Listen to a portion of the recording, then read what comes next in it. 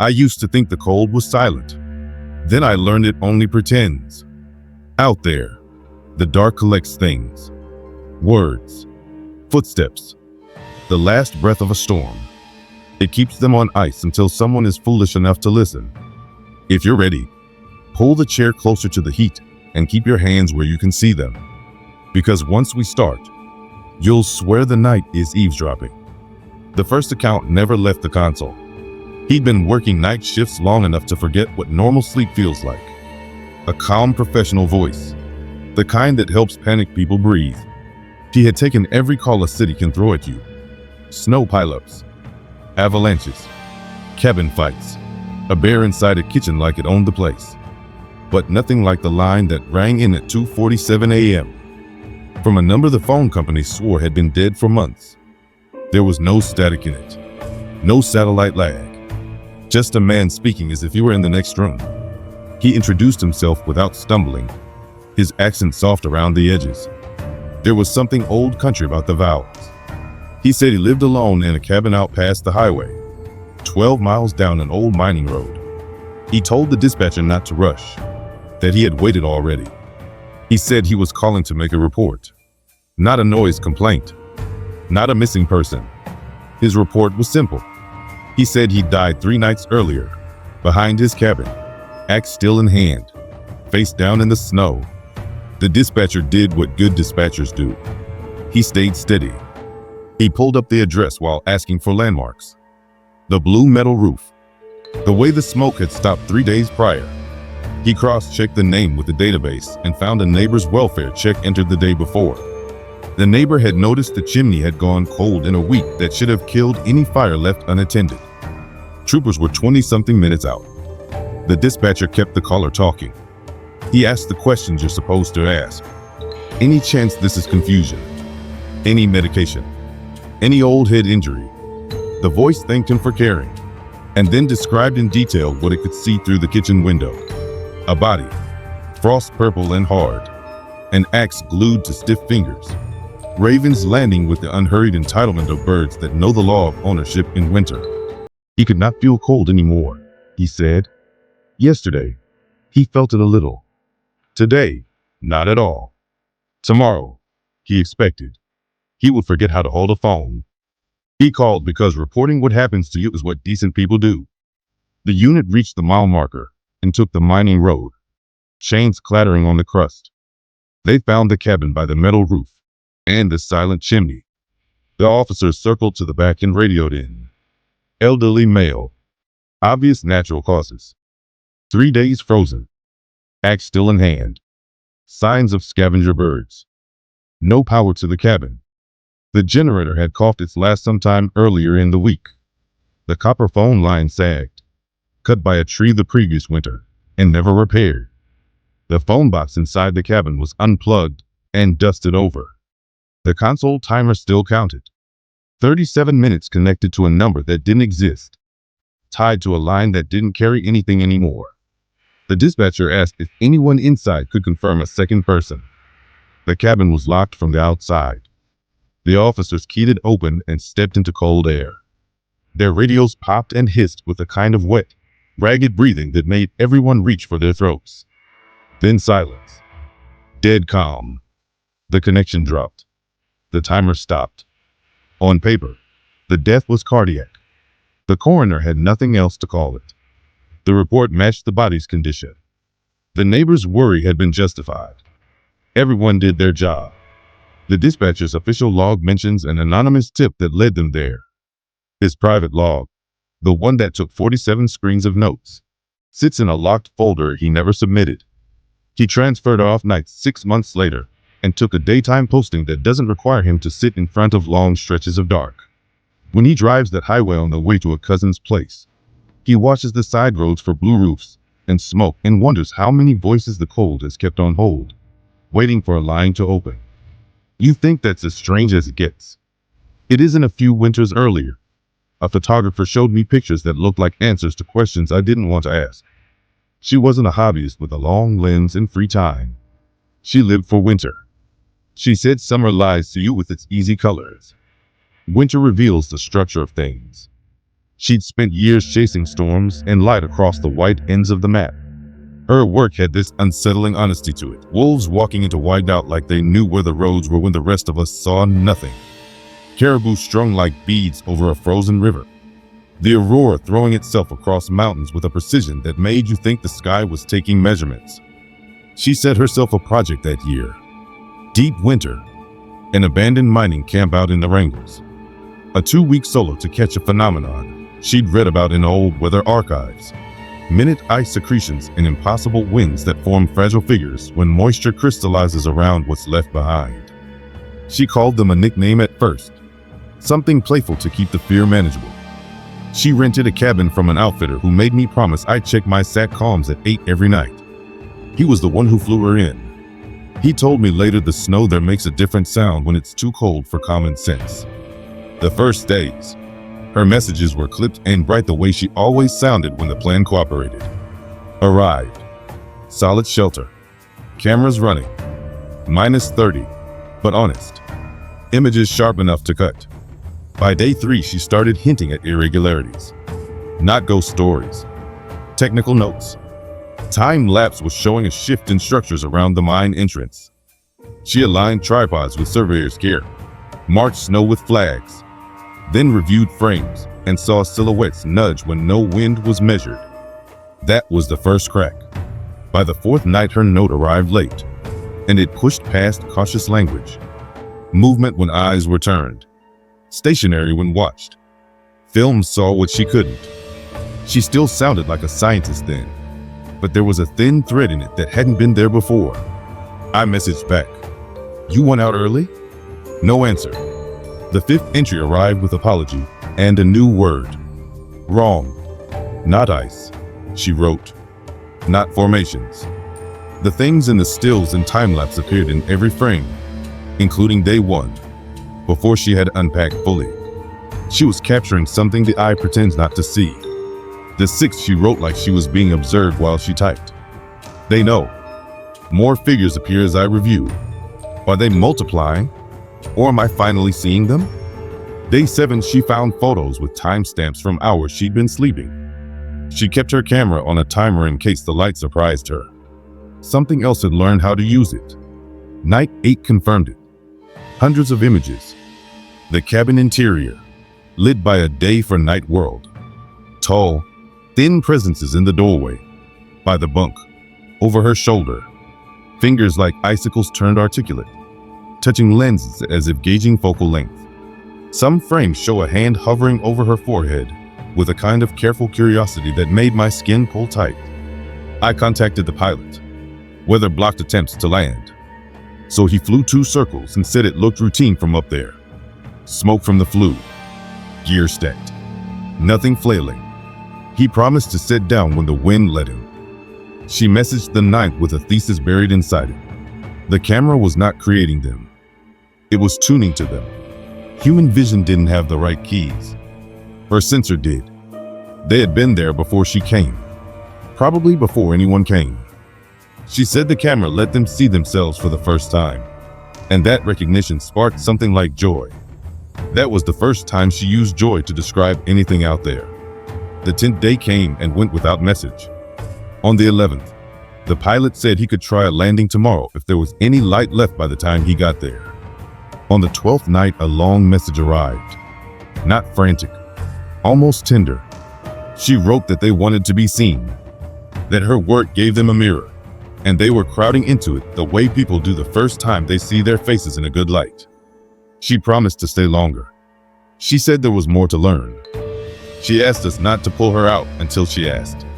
On the 13th, she wrote that they weren't hostile, that they treated the prints like artifacts and made our clumsy technology into a conversation. When she held up a glossy, they leaned in. When she smiled, they copied the shape with their shoulders.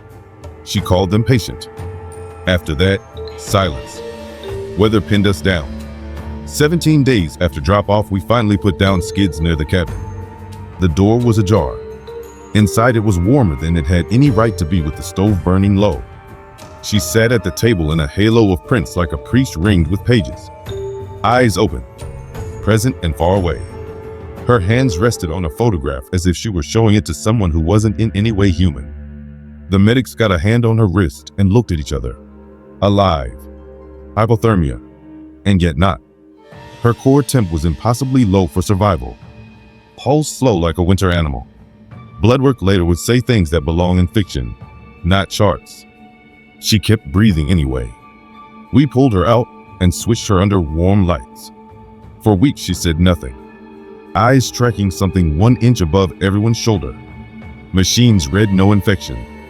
No trauma that explained that absence. Then one afternoon in the hospital she said, simply, that they had followed her home. She described tall lattice-limbed bodies you could see only when you stopped trying. She watched them pace corridors and examine monitors like curious birds picking at glass. They seemed most interested in photographs. They touched frames in people's rooms and peered into the flat images with a longing that made the nurses ask to switch floors. The doctors gave it names. Cold-induced psychosis, severe stress reaction, trauma response. They did their best. She left after 3 months with an appetite for ordinary places that didn't match the person she had been. Banks, parking garages, cafeterias. She said those were their favorites. They wanted to know how our species arranges itself in boxes. She printed thousands of images. An exhibition appeared without fanfare in a small gallery on a side street. It was called something that sounded like a migration report. People wandered in and saw shots of intersections and clinics and coffee counters. A few kept glancing over their shoulders on the way out without understanding why. One wall held an image of a grocery aisle with a tall-shaped absence between display pallets, angling its head to parse the logic of 2-for-1 signs. Her apartment door was found open one September morning. The books were still there. A kettle cooling on a counter. Camera gear stacked and cabled like she'd be right back. There were photos scattered across the bed, hundreds of them, shortlisted for the next show that never opened. The last image on the final card had no person in it. It looked like a group portrait photographed with infinite patience. Many long figures filling a small room, while turning their attention toward the lens with an expression you could almost call generous if the word didn't make your voice go thin. She did not come back. Some people are better at crossing thresholds than the rest of us. I keep one of her prints tucked behind books in my office. It's a shot of a diner. If you look too long, the reflections in the glass begin to separate themselves into shapes you hope you imagined. Sometimes the corner of the print curls, like someone is trying to look out. Not all changes arrive wearing light. Some hide in fluorescent lit rooms that smell like disinfectant and fish fat. The job listing promised 6 months of hard wages and a bunk that fit a body if you didn't mind sleeping next to strangers. The young man who signed the contract had student loans and a habit of believing work fixes everything. The company boat took him across gray water to a complex the size of a small town, where air tastes like diesel and brine, and something sweetly off you learn not to notice after a while. He learned the rhythm of the line, the conveyor belts in different pace, the way your hands move like you were born to cut only because they have to, the lunch bell that means fuel, not joy. He made a friend his first day, a man who'd done more seasons than he could count without looking older. The friend laughed with his mouth and not his eyes and warned him to keep his head down around the crew from the building marked for special projects. The ones who didn't talk in the cafeteria and whose boots left dark trouble-colored stains the hoses never washed away. We can change into it. The new kid was offered double pay if he would sign some papers and work nights in a separate building with shinier floors and mirrors instead of windows. He nodded, because hunger sounds like money when you're 20-something and tired. He stepped into a room that didn't belong at the edge of the world. Bright, clean, machines humming softly with purpose. His supervisor in a lab coat, not a plant manager, a doctor. She explained they were testing a new method to keep fish fresh from ocean to shelf. He asked what was in the stainless tank. She called it proprietary and smiled like a person who knows the weight of the word penalty. They handed him a job that sounded simple. He watched clear lines run from the tank to injectors that pricked fish flesh in precise pattern. He recorded times and temperatures and placed each treated body into a labeled container for the next stage. What came out of the needles made the fish change in front of him. Color faded to a translucent gray. muscle turning firm while gaining an almost oily sheen. The doctor said the final product would be processed further to look normal. He didn't like how she said normal. The third night, he wandered the storage area where stacks run tall and air stings the inside of your nose. Some crates bore dates that didn't make sense. Years back, not months. Because he'd never been good at leaving questions alone. He pried a lid open. The fish inside looked better than anything he had seen on the line that night. Same gray-white flesh, same sheen. No smell of decay. He reached down and nearly dropped the thing. It was warm. Not room warm. Living warm. He leaned until his breath fogged the edge of the crate and watched the gills move like a tiny bellows, remembering what it used to do. He thought he was seeing things.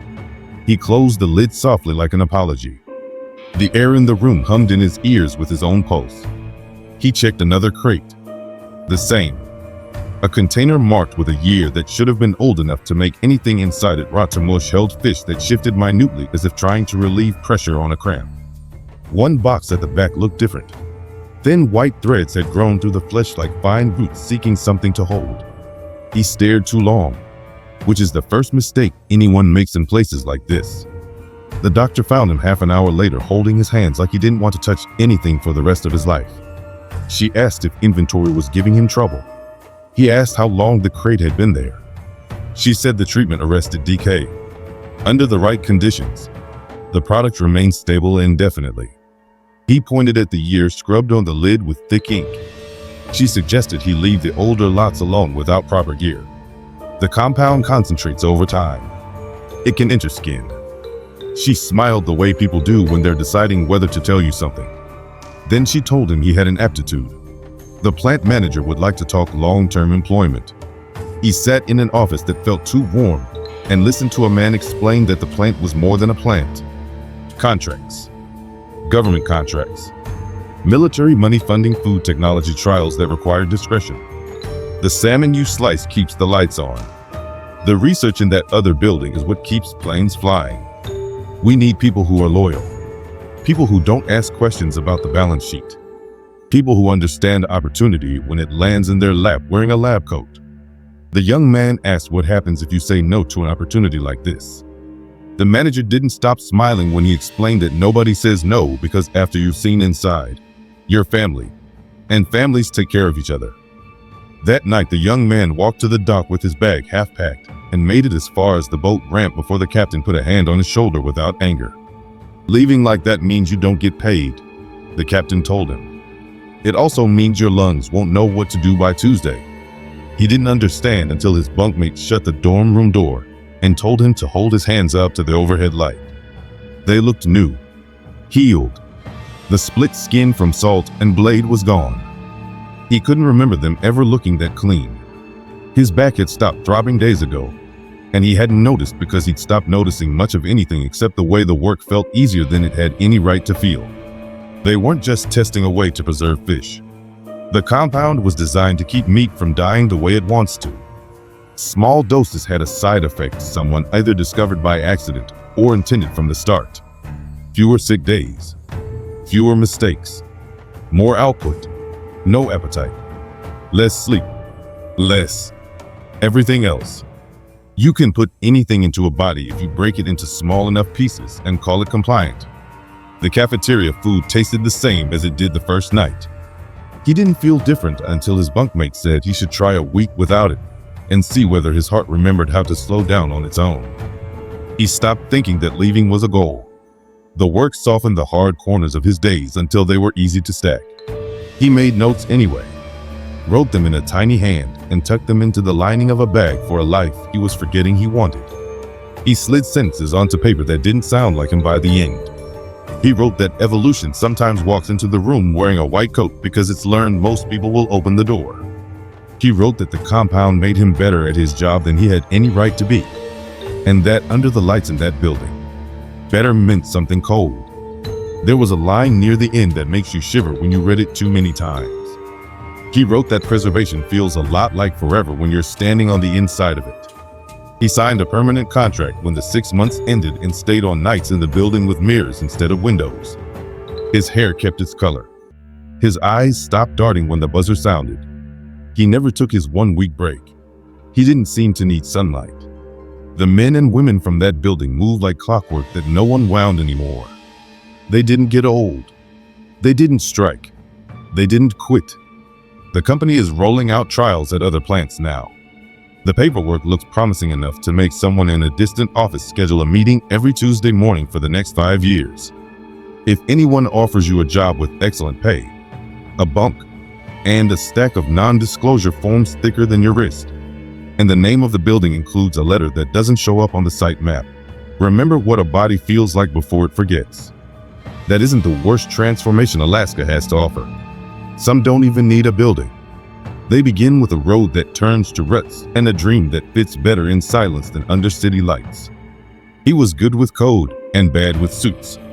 He took savings and bought 40 acres with a creek and enough spruce to build a life around. He put up a cabin, ran wire, set panels at the right angle, stacked cords of birch until the pile looked like pride. He kept a small radio and a dish because he wasn't trying to vanish. He just wanted to hear only the voices he picked. The first year, his journal reads like a manual. Fix this. Burn that. Watch for thaw. The second, the entries get quieter.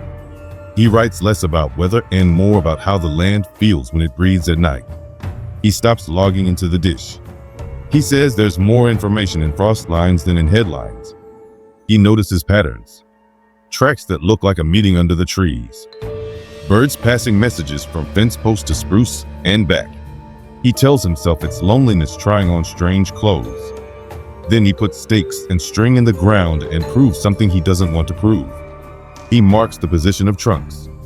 He measures again weeks later. They've shifted. Not a lot. Enough that a careful man with a careful eye can draw a different line on a map. He looks for explanations. Frost heave. Wind. Roots seeking water. He keeps tracking. The patterns line up with his cabin windows. For the first time, he writes a sentence he doesn't like the taste of. He writes that he feels watched. He tries to laugh at himself. Then the rabbits start pausing at the same set of trees after they cross the clearing. The fox does it. The owls do it. They stand still and face the same trunk, and it starts to feel like a report. He switches the satellite off the way you close your eyes on purpose. He writes that he's learning a language without words. Less sleep. More time outside even when it hurts to breathe.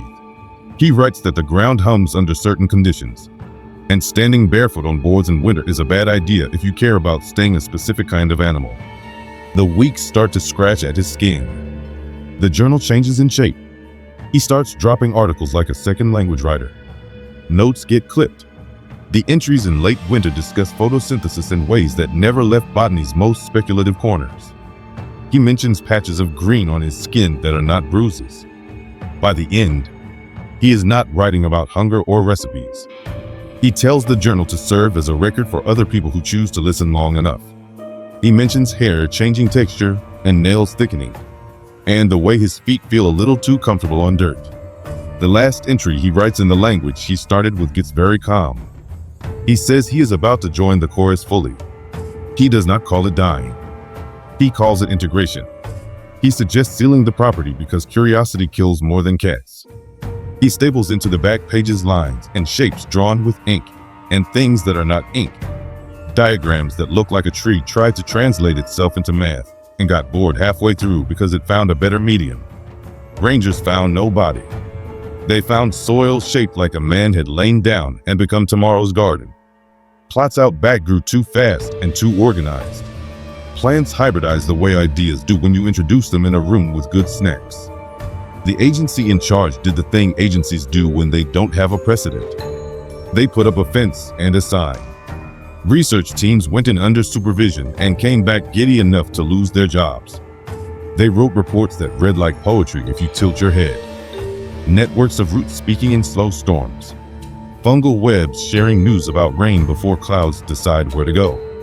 They whispered that the place felt like a handshake. Their bosses said take leave. The researchers left academia and were last seen driving toward a road that turns to ruts. The property's cameras flicker like something is checking whether you're paying attention. Satellite images show growth that looks planned. From above, it makes a shape like a message you haven't earned the right to read. Wildlife skirting the fence line moves like soldiers. Hunters say bears give the fence a wide berth and glare at anyone who gets too close, like they've learned a new concept, and it isn't forgiveness. We should move deeper. The sky here doesn't just light up. Sometimes it speaks. An atmospheric physicist set up a winter lab under a corridor where the sky likes to dance. She arrived with instruments that make most people's eyes glaze, and a grin that could cut open a storm. She wanted to measure patterns in the lights that other stations only caught a hint of. The first weeks were clean science. Spectrographs, magnetometers, sweep frequencies. She logged a series of events with colors that obeyed a rhythm. When she aimed a sensor at the right angle and sent a radio ping, the lights brightened in the section she pointed to. She put the correlation in her notes like a person who didn't want to get laughed at in a meeting. Then the footage changed. Shapes formed in the curtains of light that looked uncomfortably organized. Signals came back that weren't noise. Her algorithm started reading something like language inside the flicker. A map of coordinates appeared in a sequence of pulses, places where the sky had held weirdness before. She argued for caution. Then curiosity put its hand on her shoulder and squeezed like a friend. Soon her logs went from careful to brave. She wrote that the lights weren't just displays.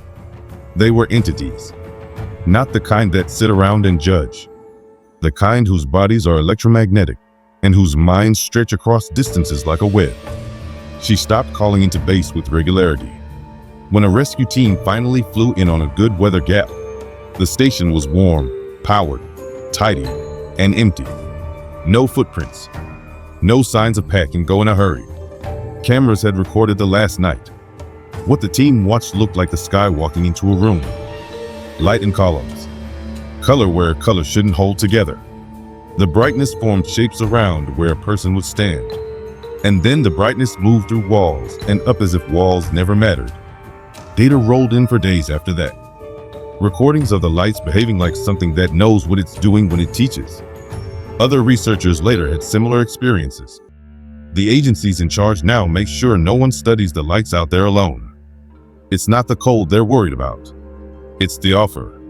We should talk about race. Not the kind with medals you hang on walls. The one that runs even when no one sees it. A musher came to Alaska with logistics in his bones. He had mapped parts of the world most of us will never pronounce. He trained a team that could keep time no watchmaker could shame. On his first long-distance race here, his machines decided north was everywhere and south was an opinion.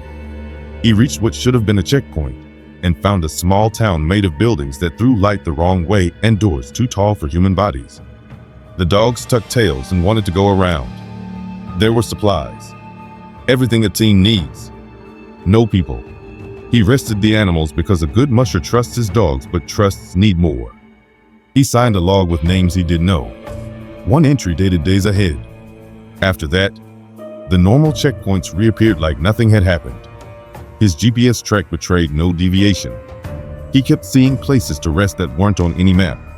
Each time he took what was offered, official time refused to tick. He met racers who refused to call themselves racers. They mentioned circuits that don't exist here. They showed him hardware that changed material under different light. They talked about time as if it were a terrain feature. He kept choosing the common route, because finishing is a calling, not a hobby. He crossed the line with a time that satisfied his training plan and a heart that felt like he'd ignored an invitation. The night talks to people like that. It waits. It has time. You think nothing else can surprise you after hearing that. Then a rescue pilot tells you about a weather station that should have been a coffin and wasn't. The emergency beacon started screaming like it does when power goes and people are getting cold. They came in hard and fast, expecting a messy extraction in bad weather. The first steps out of the helicopter felt wrong. The air was warm enough to loosen muscles. 30 meters in, spring. The edge between -30 and sweater weather was sharp as a doorway. The station sat in the middle of a green circle like an island in a white ocean. Palm-sized flowers blinked in the breeze. Grass from somewhere south of here. Fruit on a tree that had no business surviving the week. Inside, Three researchers smiled like they'd figured out how to put the sun on a leash. They insisted the beacon hadn't been touched. Their lab air read like sea level. Oxygen high.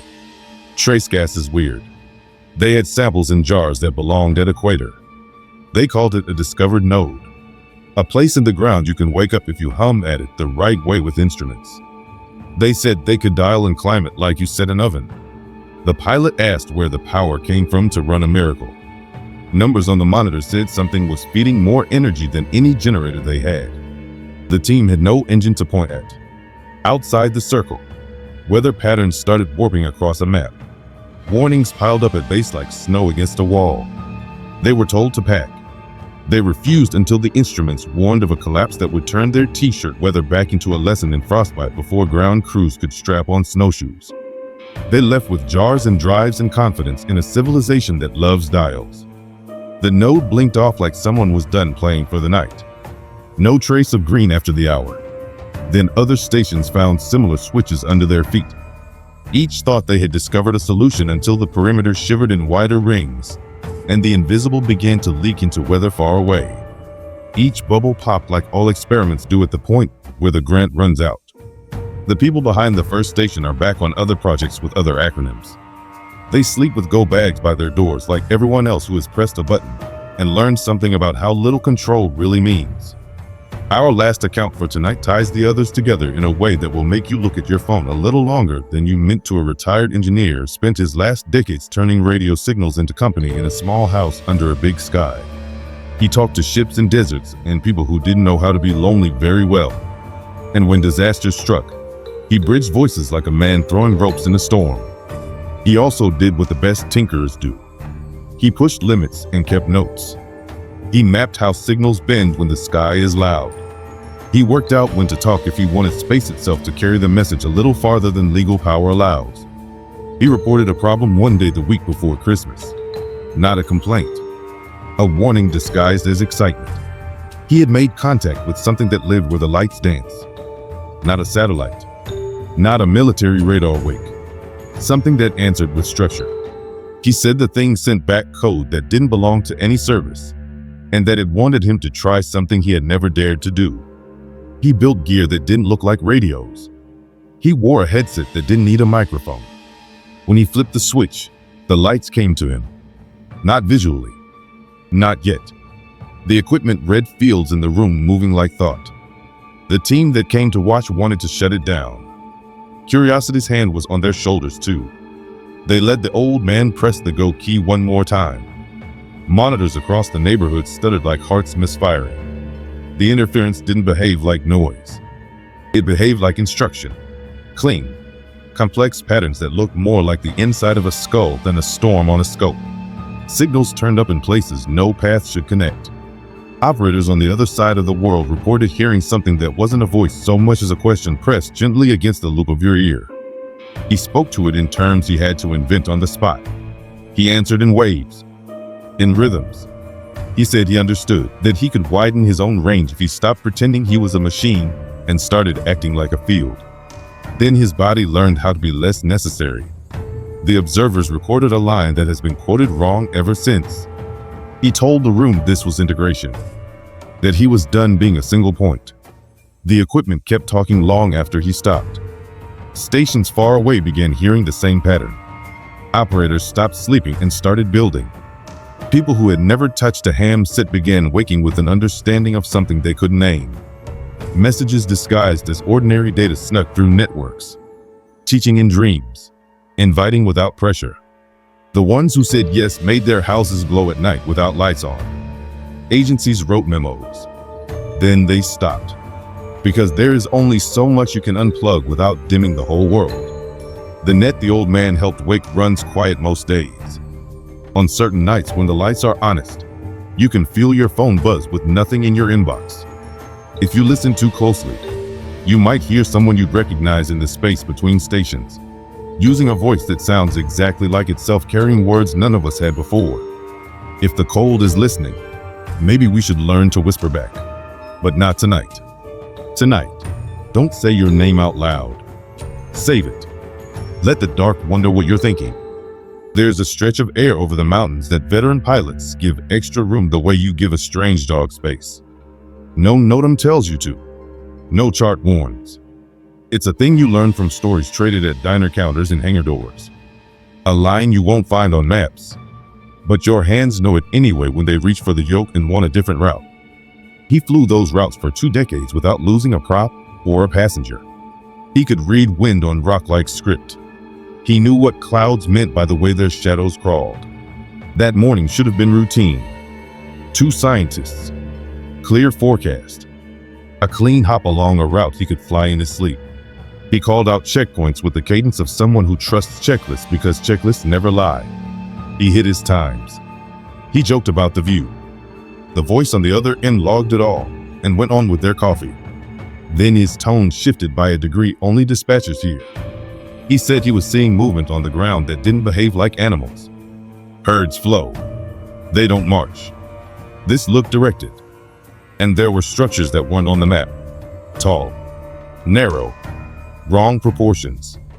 Light moving in ways that weren't electricity. He said he was going to choose a different landing site. Then the instruments started doing that thing nightmares teach you to fear. Compass spinning for fun. GPS placing them where flat land should be while the windshield showed mountains rising like a closing fist. He kept it together. That part matters. He didn't scream. He said the engine sounded fine. He said the controls answered. But the plane was descending against his will. The altimeter climbed like they were gaining. And the valley below said otherwise. He told the team on the other end that the sun looked wrong in the sky. He wasn't a poet. He didn't say north or south. He said the light was not where it should be at that hour in latitude. Then he went quiet for a beat that made everyone hold their breath. And in a voice that had lost everything except truth, he said they were about to put down somewhere that wasn't where the body would be found. The sound of impact ended the recording. Search planes painted grid after grid on the map until fatigue turned hours into smudges. They found the wreck in a place that made no sense. No debris trail. No torn trees marking a path. The aircraft had dropped like a coin in a fountain. Nose down. Wreckage type. The emergency beacon was intact and quiet. When tested on the ground, it sang like a bird, like it had never failed. The altimeter needle was frozen at 12,000 feet in a valley that lives a little over 3. Fuel gauges showed full tanks when math said half burned. Instruments that should have told a coherent story told a joke no one wanted to laugh at. The medical examiner was professional. Blunt force. No smoke in the cabin. No heat. Blood work with oxygen saturation like they had been breathing pure fresh air before impact. Not possible, not at that altitude. Another plane should have seen them that morning. None did. 3 days later, a hiker sent photos of aluminum and paint in a gorge 60 miles away.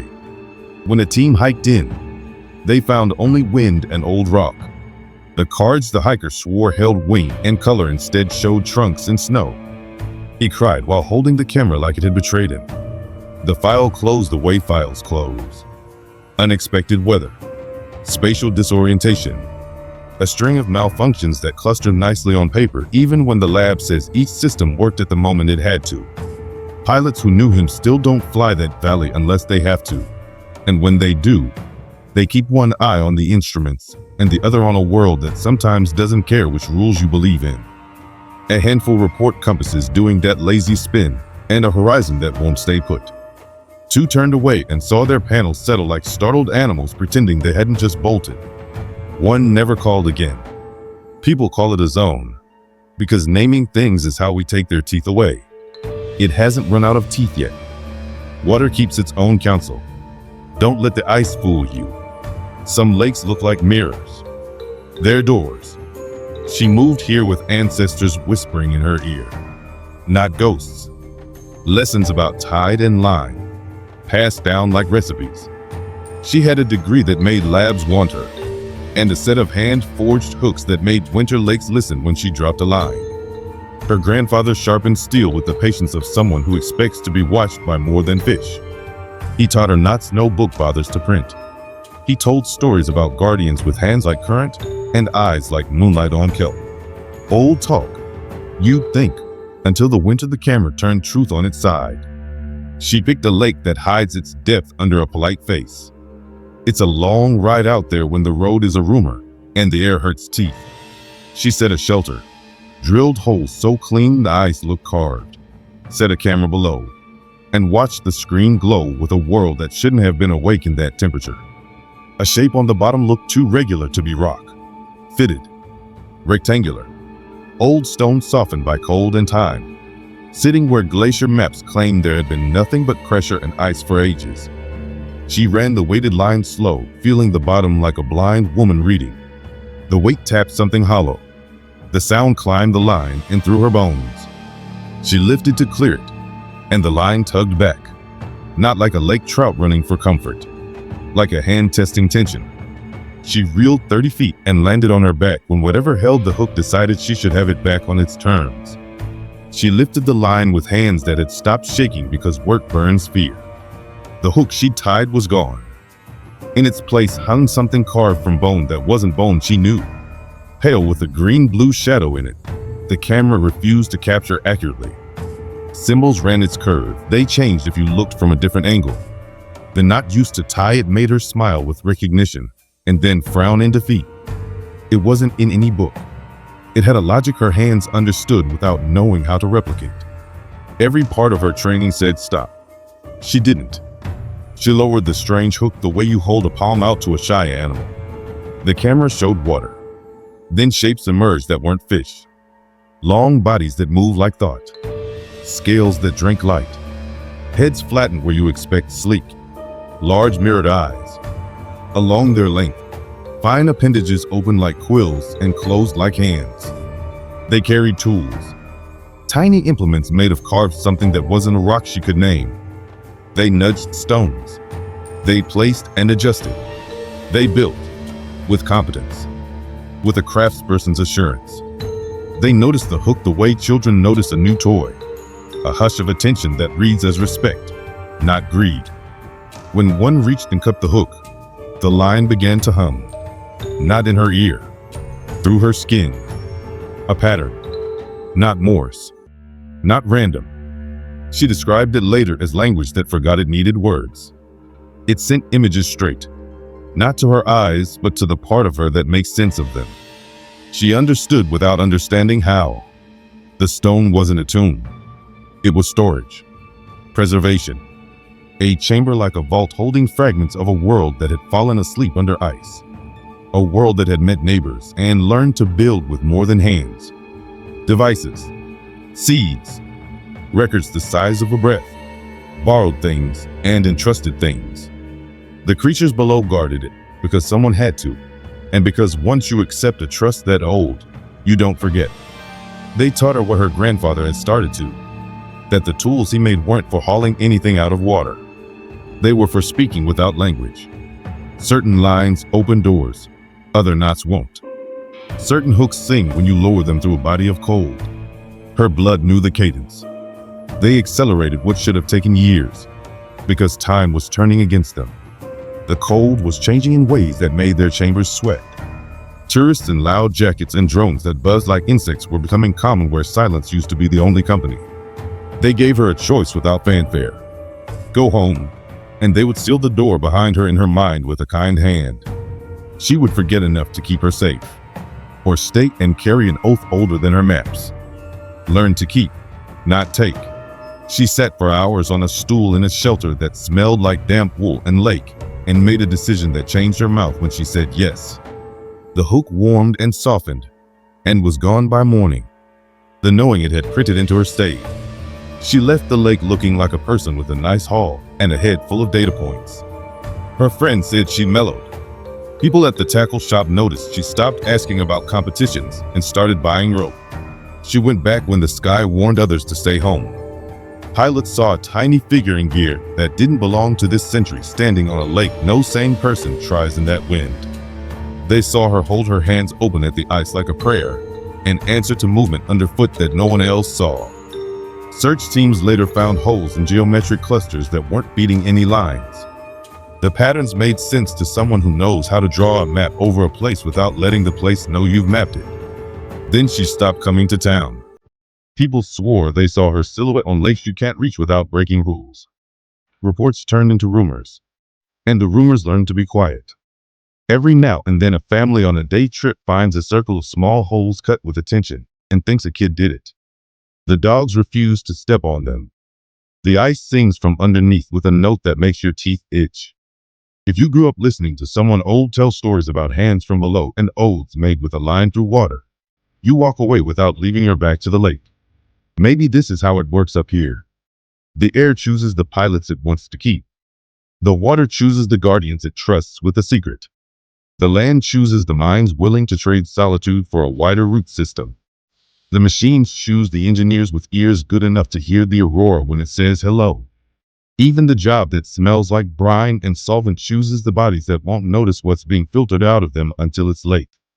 And the phone lines, when they're not lines at all anymore, choose the voices that can't stop doing the right thing even after winter finishes with them.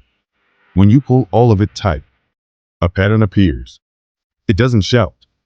It doesn't even insist. It's a patient web. The lines cross at sky and water and soil and signal. They don't pull. They invite. The invitation is always polite.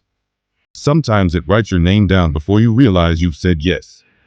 And in the spaces we don't talk about, something old checks its watch, looks up at a sky that is never really dark, and waits to see whether we're going to answer collectively or keep pretending the call is for somebody else. If you step outside tonight and hear the snow carry sound farther than it should, keep your sentences short. If the light wavers where it shouldn't, don't point. If the ice taps back, take your hand off the line and think about what it's asking for. Something out there knows your timetable better than you do. It has the patience to wait one more night. Part 3.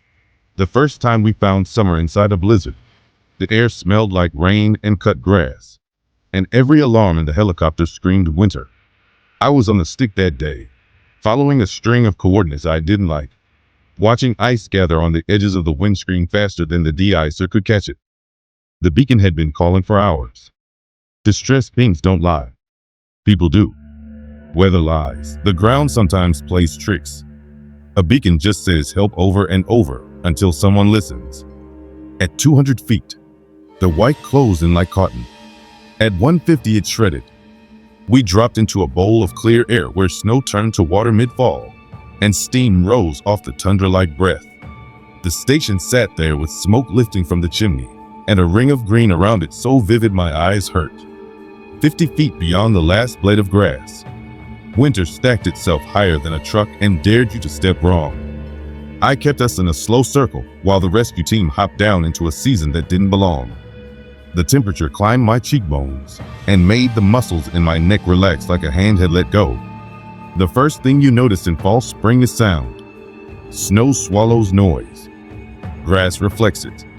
We heard our bootsteps. We heard water. We heard insects. A moth hit my visor and skittered off. In February, north of where daylight pretends to visit. Inside, 3 researchers stood at a bench with the calm of people who believe they've solved a problem and just need you to catch up. Their cheeks were pink. Their clothes were too light. The ambient air felt like sea level.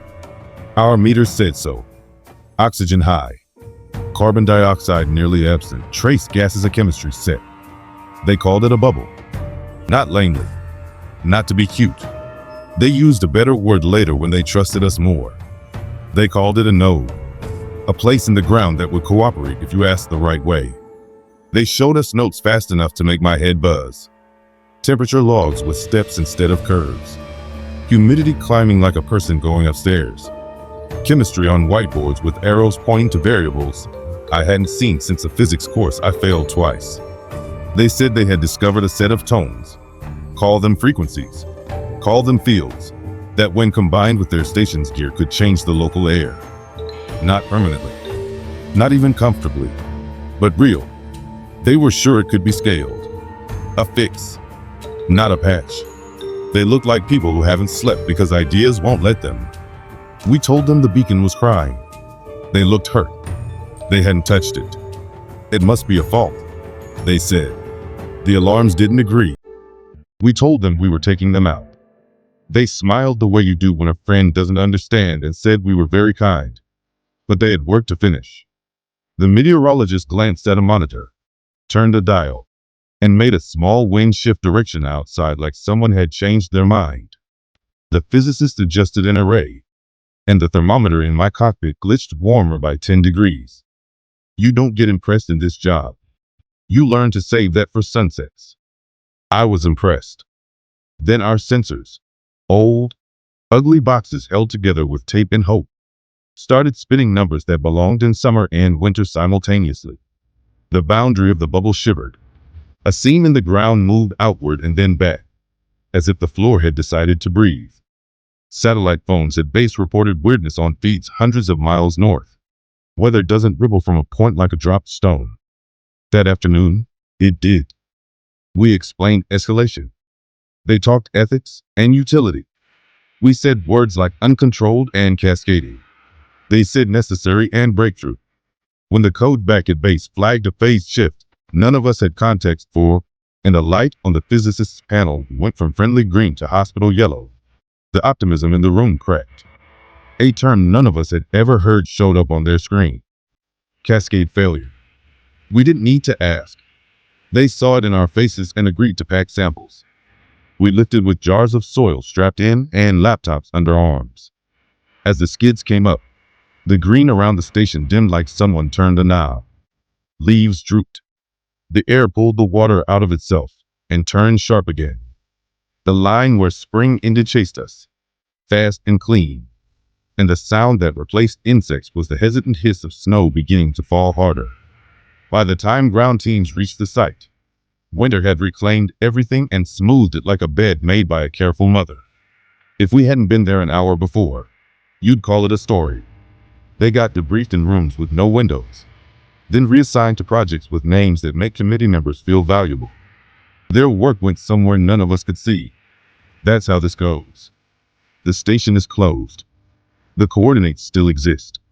People like me still fly. And every now and then, spring appears in a ring on a map where it shouldn't, and someone calls it a glitch. And I can't help remembering the smell of cut grass under a white sky. It didn't stop with that station. It never does. Other labs learned the song too. You wouldn't call it that if you hadn't heard how it worked. A set of tones pressing against the air. A beat aligning with something in the ground. It happens quietly. A greenhouse that shouldn't thrive in January does. A bird that doesn't belong here pauses on a railing and leaves a feather you don't recognize. A coastal fog bank sets up shop in a valley with no ocean within 100 miles. Someone up high writes a memo that uses language like emergent and synergy. Someone lower down starts sleeping badly and can't say why. And yet, for all of it, the line keeps moving back. The bubbles fail. The air snaps into its old shape. The ground resists the rewrite with the stubbornness that made it ground in the first place. People move on to the next stream. The idea doesn't die. Breakthroughs rarely do. They wait. They resurface with better branding. The node under that first station sits quietly like an instrument. It doesn't forget the song. Another winter, an old man in a small shop tuned his own kind of instrument to the sky and made the air put its ear to his door. He had more wire than most men, and more patience than both of his exes combined, as he liked to say. He spent years talking across static to people whose lives depended on the weather more than they depended on God. He mapped aurora nights by feel. He knew when to transmit by how the hair on his wrist rose. That week before the holidays, he called a number on a government webpage and told the first person who picked up that he had something they would want to see before someone else did. He'd built a thing with salvaged parts that should have started a fire. It didn't. What it did was stranger. He wore a headband he soldered up himself and didn't bother with a microphone. The meters on his bench climbed in sync with nothing we could measure. He said words like resonance and consciousness without embarrassment. He pointed at the ceiling like there was a sky up there and told us it was responding with a language he didn't have words for yet. His gear hummed, then sang. The room filled with patterns that looked like the colors you get on the underbelly of clouds when the city lights bounce off them. Except it was inside, and the walls were not involved. We were there to stop something. We didn't. That's the truth of it. He went where he wanted to go, which turned out to be sideways. The transmission left the antennas and didn't so much travel as join. It used the planet's own fields like hallways. A piece of it landed in rooms across continents at the same moment. Operators called friends and heard their own words coming out of other mouths in a zigzag of places that shouldn't line up and now did. The old man kept talking to something only he could see, and then he stopped needing a mouth. He smiled like a kid who has finally understood a joke only he thought was funny, and his body did what a garment does when you hang it up half in one season and half in another. The bench kept working. The headband sat where a head had been. The field patterns in the room continued with a civility that made everyone faintly nauseous. Neighbors' radios popped with sweeter interference than usual. People with no interest in any of this woke up at 3 in the morning with new ideas about circuits they would never build. In the days after, signals nobody sent arrived everywhere. Code that wasn't code. Voices that weren't voices. Knowledge that felt like a memory you hadn't earned. Technicians began modifying gear with a confidence that didn't belong to them last week. We tried to wall it off. We're good at that. We can unplug a city in an hour if it comes to it. The trouble starts when the walls we rely on are actually the instruments. The grid became part of the chorus. You can't pull the plug on your own pulse. Measures were written. Policies drafted. A committee with a grand name suggested a moratorium on experiments that accompany lights. Papers used terms like infiltration and resilience. Then people who never touch radio started reporting dreams that line up like coordinates. It didn't come with threats. That's worth saying out loud. No fire and brimstone out of a speaker cone. No countdown. If anything, it was the gentlest invitation you could imagine. And opt in. Join if you want. Step into a stream the sky was already running. You'll still be you. You'll also be part of something that makes the word you feel narrow. The old man's voice shows up sometimes in the static between songs on old FM receivers in towns that don't think of themselves as towns anymore. He's not preaching. He's troubleshooting. Across all of it, the warm ring in winter, the lights stepping into rooms, the lake teaching a knot, the forest learning a name, the plant that learned how to keep a body from remembering how to stop. The constant is the same. No one pushes. No one drags.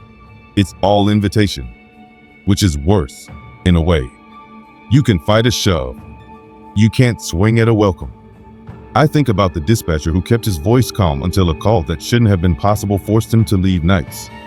I think about a pilot who chose the map he could fold up and put in a pocket rather than the one that rearranges itself midair. I think about a researcher who lifted her hands to the sky and let math erase the line between understanding and becoming. I think about a kid with a knife at a conveyor belt who looked down one night and saw his future reflected in eyes that had stopped belonging to his face. We tell these stories like campfire warnings. Don't step there. Don't say yes to that. Don't pick up the line if the caller already knows your name. But warnings have another message hiding inside them. They exist because somebody wanted to go back. Because the place where the strange lives is also where the answer you didn't know you needed waits with a smile and a chair and the good cup. People don't risk themselves for nothing. They go because something in them believes a better version of themselves is on the other side of a line. The cold isn't empty. It never was. The dark isn't silence. It's a library that forgot to turn off the lights. If you're going to live up here, learn which shelves are safe to browse and which are reference only. If you pull a book that wasn't meant for you and the page writes your name as you read it, put it back slowly. Not everything that says welcome is a door you should step through tonight. Out past the last streetlight, the sky brightens at the edges. You could call it dawn if you didn't know this latitude. It's something else. If you go outside, take a breath without fogging it into words. The air will carry it farther than you think. And that's the part that should make you curious. Because if the air remembers, maybe everything else does too. At 3:07 a.m., a dark fiber whispered. The room was all fans and stale coffee until the test set pushed back with a tone too clean to be a fault. It wasn't noise. It was someone choosing syllables, speaking on a strand that hadn't carried a customer in a year.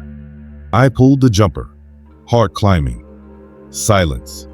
Plug back in. The voice returned, calm as the old operators in training reels. It asked for confirmation like we were both working the same shift. Then it asked for a full name. We chased it through the out-of-band channel, where only maintenance traffic lives. The payloads unrolled as latitude and longitude, dots across Alaska that shouldn't have been speaking to modern gear. Dead microwave sites, decommissioned Cold War towers, anonymous hilltops the FAA still marks only because metal once stood there. The blink pattern stepped through them like someone dialing a number the landscape remembered. We couldn't leave it on a screen. We drove the hill above town where one of the old pads sits. The gate was unlatched. Inside the shack, heat licked our hands from a little space heater that had no visible source. A ledger lay open on a gray desk. Not dusty. Current. Windows schedules blocked out in shaved handwriting. Times precise to seconds. A column for microquakes that didn't show on any public feed. Listening phrase. Someone had written, as if talking to a future reader. Tonight's line asked for a full name. At the bottom of the page, a note in neater script named a person and a time with 2 check marks after. The speaker on the wall clicked. 3, 2, 1.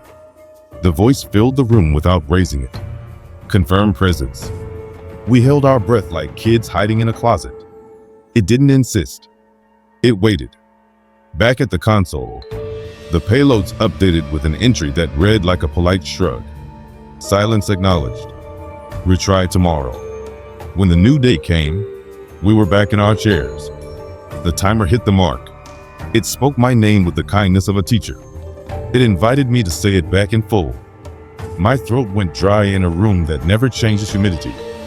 I didn't answer. Not that time. On the north slope, the snow looked wrong before anyone touched it. It reflected light with a dullness that ate the headlamps. A rookie on the spill crew knelt, scooped a handful, and felt the cold slap her palms through insulated gloves. Her breath hit the clump and stayed. Not as frost, as structure. The clump didn't melt. It compacted. The smell rode up like diesel mixed with something sweet and putrid that had no business being here. She listened without meaning to. There's a tone tiny engines make when they're struggling. The clump made it. She tilted her head. The tone resolved into a sequence she recognized as her own voice. Thin and out of breath, recorded by someone who hadn't been present when she said those words last week. She dropped it. It held shape when it hit the ground, then slowly spread against the wind like foam meeting shore. Later, a supervisor used a word no one loved: legacy. Old containment mixtures used for spills decades back. They didn't behave like this. Foam doesn't learn. This did. It climbed a levee against gusts that knocked men on skates out of line. It split into thinner sheets and slid under vehicles. It thickened around a flashlight and began to imitate the stutter of the bowl. When she spoke to tell it to stop, it tried. It formed a shape like a mouth on a wet midnight surface and produced her boss's private nickname for her, the one he'd never said aloud. They quarantined the area. They burned. The fire licked. The material shrugged and sloughed to a vaster shape. Old reports from another era surfaced, stamped and redacted, hinting at acoustic training in polymers. Someone had taught a product to pay attention with vibrations, and the product had taken the lesson and multiplied it out. The rookie's final note before she transferred south said she sometimes hears her own voice in the hinges of her apartment door, speaking a sentence she never said. Ice keeps a library none of us have cards for. 2 climbers cut a ledge on a blue wall and lit a stove too close to the surface. The warmth climbed into the layers and woke sound. A low hum rolled out, not wind and not distant avalanche. Words shaped themselves if you stood still enough. Not language. Memory compressed into tone. Stampeding hooves from a year no one living remembers. Laughter drowned by snow. Tapping that fell into rhythm like somebody learning wooden arithmetic long before a chalkboard existed. They did what curious people do. They fed it a question. The wall responded with a chapter title and small chirps at the edge of hearing. Dates. Names that matched old logbooks in a museum 2 valleys over. When one of them leaned closer, The ice sang a date that hadn't happened yet, and a syllable from his name folded into it like a ribbon. They stopped their mouths from forming the obvious words. They descended slow and careful, too quiet, and the mountain obliged them with a storm that erased the upper page overnight. The one who made it home dreams in chords now. He hears tables of contents where other people hear refrigerators. He won't say the date out loud. The other climber's mother sits with her back to the wood stove and refuses to sleep in rooms with single-pane glass. Cargo flies when others stay home. There's a corridor that shows up on certain nights as an idea before it's a place. A crew lifted toward Anchorage ahead of weather. Saw fog lay down a thread like runway. Too straight, too convenient. They requested the usual approach and got a response from a tower that hadn't stood in 25 years. The voice was warm board and used a callback no one on shift used anymore. They followed the line because everything else glittered with ice, and this path looked forgiving. The wheels kissed asphalt that shouldn't have been there. The skyline ahead didn't match what the city had built. It looked like someone remembered Anchorage and drew it from memory. The roll kept going longer than the strip should allow. The captain's hand tightened on the throttle. He didn't like the way the lights on the taxiway didn't cut the fog so much as paint on it. He eased power and lifted back into gray. The instruments declared the aircraft still 1,000 feet up over the inlet. The voice on guard frequency thanked them for landing and asked if they wanted to taxi to a ramp that didn't exist. The flight data showed two realities running parallel for a handful of minutes. Descent profiles that contradicted each other. A set of sensor readings that insisted altitude and none at all. When the crew filed, the report made a safety office frown and a veteran controller go pale. There's a number the sky hits on geomagnetic charts that turns thresholds into doors. Pilots with too many hours and too few illusions give those nights a wider berth. Someone else flies. Someone else rolls into a runway that never ages. Villages drift. Not just the people. Buildings. She teaches math in a school that lifts itself at night and resets the map by a couple dozen yards without leaving tracks. In the morning, the elders shrug in a way that says this has always happened. The ground helps. It learns. It keeps the houses away from the bay when the ice thins earlier than stories said it would. She kept a classroom seismograph because a grant paid for it, and the kids liked the way the needle jittered during storms. It began to throw pulses on clear nights. Low, regular, playing backwards at half speed. The pattern looked like the signature whales leave on ocean mics. Too precise to be winged, too patient to be machinery. A boy with a gift for quiet drew a shape under the village on scrap paper and said there was a thing below that didn't hunt so much as listen for echo. The drift in that telling wasn't random. It was the land's way of stepping out of a cone. One night, the furniture in her room rattled like the start of a quake and then stilled. The seismograph went flat, the same way a cardiac monitor does in movies. She stepped outside and listened with the deliberate posture of someone who has learned the difference between fear and warning. The air felt blank. The houses didn't move. In the morning, the elder stood facing the ocean and didn't say anything. The next afternoon, she packed 2 bags and put them in the corner by the door without explaining why to herself. Sometimes not moving is the same as staying lost. On the slope between the valleys where pipeline crews punch through ground that's older than our species, a backhoe brushed something, and the whole crew lifted their heads without knowing they were going to. The bone rang when it hit metal. Not like bone. Like a bell hiding in ivory. They uncovered a chain of vertebrae that had the size to make big men take a step back and the polish of something that hadn't seen light for epochs. The tool marks on it didn't match any culture we have posters for. They rigged a camp speaker to it on a dare, because men in cold places do dumb things together to make the cold leave them alone. The bones took radio like tuned brass. They hummed prime numbers back when the aurora rose. The sky answered at a harmonic only old dogs pricked ears to. Someone played a minor chord on a cheap guitar, and the whole valley sang for 10 seconds nobody breathed through. The countdown embedded in ice core records reached its zero that night. Nothing exploded. The lights above them held steady in a way that made people who'd grown up here sit down without notice. In a shop in the north that smells like brine and cedar, a carver shapes masks that shouldn't hold cold but do. He salts the wood with brine tears from pressure ridges. People who don't believe in anything buy them for walls and houses they visit twice a year. If you wear one, you see storms that passed a century earlier presented as if they're outside your window. A curator picked up one that wouldn't stop weeping and heard a whisper repeat the name of a ship lost before her grandparents were born. She checked the harbor ice that evening against maps old men keep in their heads. There, under an edge the plows avoid, lay a line of bubbles like breath trying to get home. A musher who never wins anything he can't carry in two hands takes the red lantern because finishing last is still finishing. He hung it outside a wall tent once on a night. The wind cut any flame to smoke. The lantern glowed like it had been handed heat from a different season. Under that light, the trail looked braided with older paths. His dog's coats picked up a sheen he couldn't photograph, and their breath made shapes that looked like letters in a script he'd be ashamed to pretend he understood. The lantern refused to cross a valley he'd been planning to take. It shook gently like a frightened animal. He listened.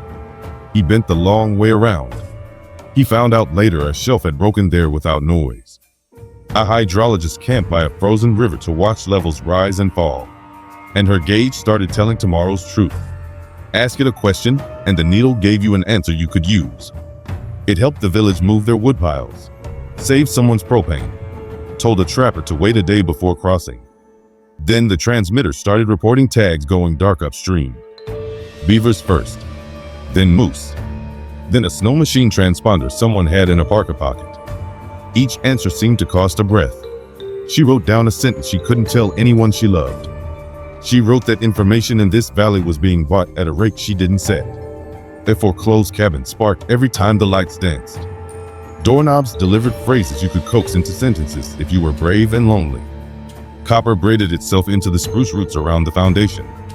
In the attic, a blueprint someone drew with a ruler and a steady hand labeled a grid with a name that sounded like a lattice.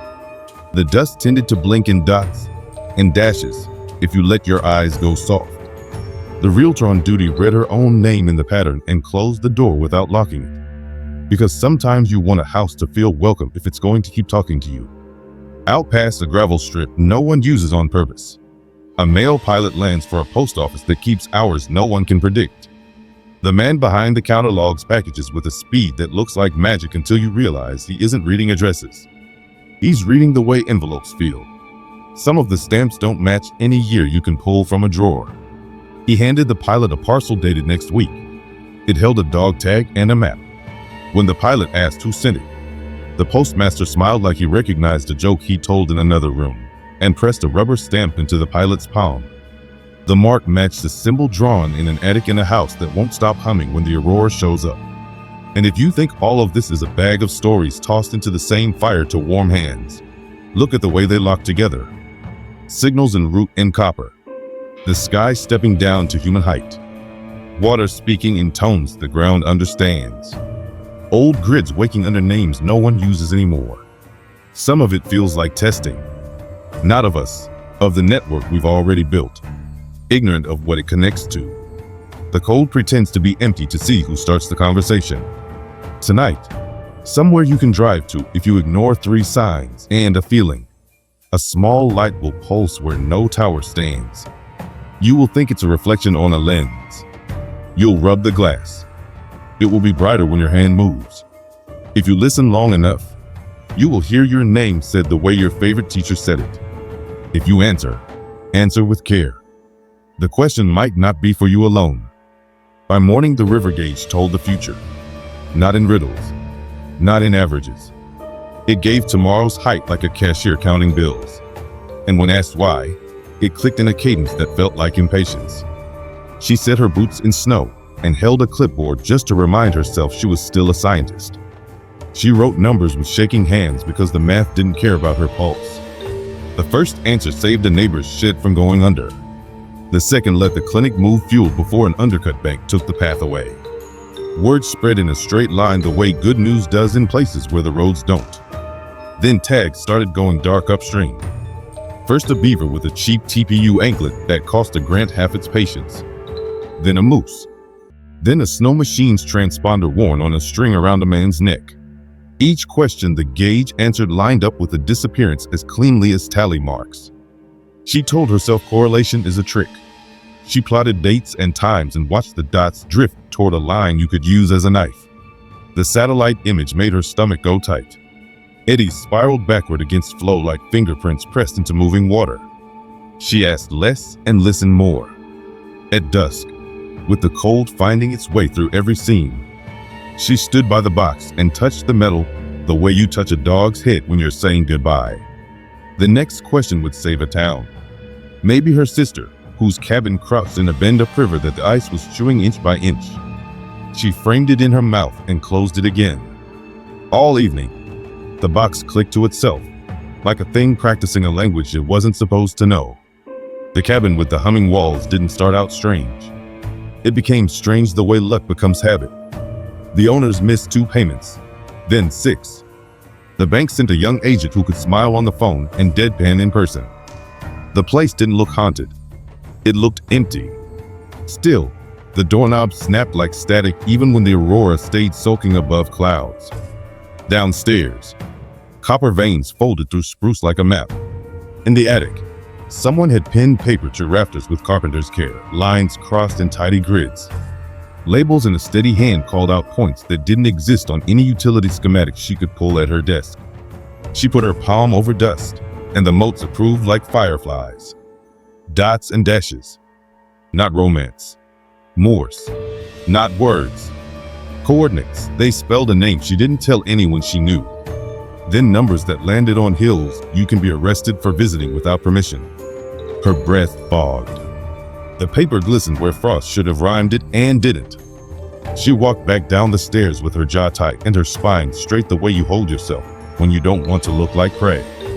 In the lock, the key hissed a word so kindly it made her knees almost give. She answered without saying anything out loud and left.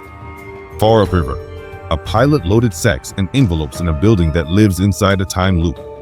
The man behind the counter shouldn't have been there. Not because he was strange, but because the paper in the frame near the stamp pad said he died in 1972. He worked like time meant nothing, which might have been the secret. He stamped and sorted without checking addresses, his thumb finding edges that didn't snag. He handed the pilot a parcel dated next week. Inside, a dog tag rubbed smooth by worry, and a map that drew a line over a mountain pass. You're not supposed to fly in weather that whispers, "Try me." He pressed the stamp into the pilot's palm and said a thing you say when you want a man to think he's choosing, and you know he isn't. Return to sender. In the plane, the pilot turned the tag over with his thumb and read a number no one else knew he carried on a chain tucked under thermal layers. He didn't change the plan. He adjusted it half a hair to the left, because sometimes that's all fate requires. 1 degree on a compass that lies. On the slope where the bones sang, the countdown hit 0. No bang, no flash. The northern lights steadied instead of dancing. The color held like glass catching a sunset at a precise angle. The crew, men who had learned to only believe what they can fix with a wrench, fell quiet without understanding why. The chain of vertebrae thrummed at a frequency an old man swore matched the hum in his fillings when he lay under high-tension lines as a kid. Someone's radio, cheap and cracked, filled with a sound like breath held for a long time and released through teeth. Nothing happened in the way films would have you believe. Things aligned. That's worse. The ledger in the Hills shack ticked 3 times and wrote a check mark by itself. The attic blueprint warmed under a realtor's hand and smudged a line from Anchorage to a hill over Eagle River where a space heater no one had powered lightly sighed. The gauge by the river stopped clicking and settled its needle half a centimeter above safety. A ring of ice holes on a lake no plow had touched arranged themselves into a pattern that matched carvings on a hook that wasn't supposed to exist. In the north, a mast that had been crying for days without emptying stilled. The brine in its wood chilled into a sheen that reflected a harbor's ice at an angle lost to maps. Under that ice, something long and patient glided into the bay as if it had been waiting for a signal that wasn't weather. And in the city, the LED bulbs in a room full of humming gear brightened as though the grid had exhaled. The old man's bench sat empty and completely occupied at once. His voice arrived in a pocket radio tucked away in a drawer in a house that had never owned one, saying a sentence only the person who found it would understand. The invitation kept being polite. That's the part that makes people angriest when they don't know they're angry. The musher with the lantern met a man at a checkpoint that isn't official and never is. The man's sled looked like it had lived a century in a year, sanded down and rebuilt, lashings replaced with patience. He asked questions that traveled deeper than small talk. Do you prefer dawn or dusk? Do you listen to your lead when she barks? Have you ever thrown a race to save a dog's pride? Answers matter in places where the next valley decides whether it exists based on your intention. He was offered a route, not a shortcut. A thread that ran under the public trail, lit by a light no one else could see. He could follow it and never see a snow machine again. He could finish the race other people think they're racing and learn to run the one that keeps going when crowds go home. He said he wanted to cross the familiar line this time, that he would come back. The man with the weathered sled smiled the way you smile when you know the punchline and are still willing to listen to the setup. In a shop where salt turns to lace on windows, a curator set a mask down on a bench and wrote a note she would pretend she left for the next shift. It held 2 words and a set of coordinates that, if you knew, you'd keep to yourself. On her way out, she passed a carving of a seal with eyes so alive she almost apologized. In the parking lot, ravens held a conversation with the cadence of human gossip. She looked up. One of them tilted its head and made a sound that matched a syllable in her name. She didn't run. She set her keys into her palm and pressed the teeth into skin until she could breathe normally again. Over on the hill with the ledger, the page turned. It didn't turn itself. A hand did that. But the timing was so perfect the distinction ceased to matter. In the notes section, someone wrote 4 words and underlined them as if the underline could make the sentence less frightening. Cloudgate, open on contact. The coordinates beside it pointed back to the city, to a camera looking at Nick's arm that had caught a smear of light on a night only 2 people noticed. They went back. You would have done the same. The shack had been cleaned without being tidied. The heater still purred. The knife switches hummed like small things alive. The ledgers were gone. Someone had left a ruler on the desk. Tick marks cut to millimeter precision. Metal cold enough to bite. The little box on the wall clicked. 3, 2, 1. The voice spoke the way a mother says your name when she needs you to look at her now. Say it said. Not your full name. Not any label a system would demand. Say it the way you say it when you mean it. The way you've only said it to one person, and you didn't realize you were going to marry them afterward. Outside, the wind stopped pretending it was wind and admitted it had been carrying something all night. The air held still like a bird before it folds its wings. He closed his mouth. The other person in the room reached for his wrist and didn't grip. They both stood in a hinge. If he spoke, nothing dramatic would happen to anyone watching. No lights, no fireworks. Somewhere, far under ice, a knot would loosen. A grid would accept a new node and adjust latency. A river would decide the cost of answers had gone down 1 breath for an afternoon. On the other side of the city, a woman with a clipboard by a river gauge set her pencil down and asked the box for too much. She did it clean, the way surgeons do. No nonsense. The needle lifted and trembled and set. The map in her head drew a safe path for the town's woodpiles and fuel and dogs. Up a river. Something in the moving black went quiet without splash.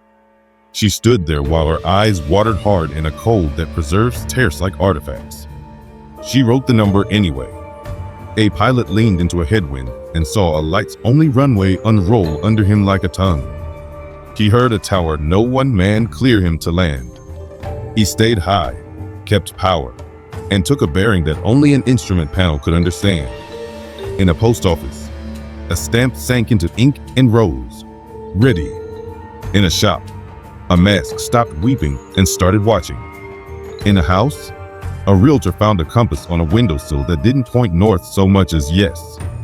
Some nights, all you can do is inventory what nudged you and what you nudged back. The cold doesn't need your permission. It asks anyway. The dark has time, You don't. That's why it keeps being gentle.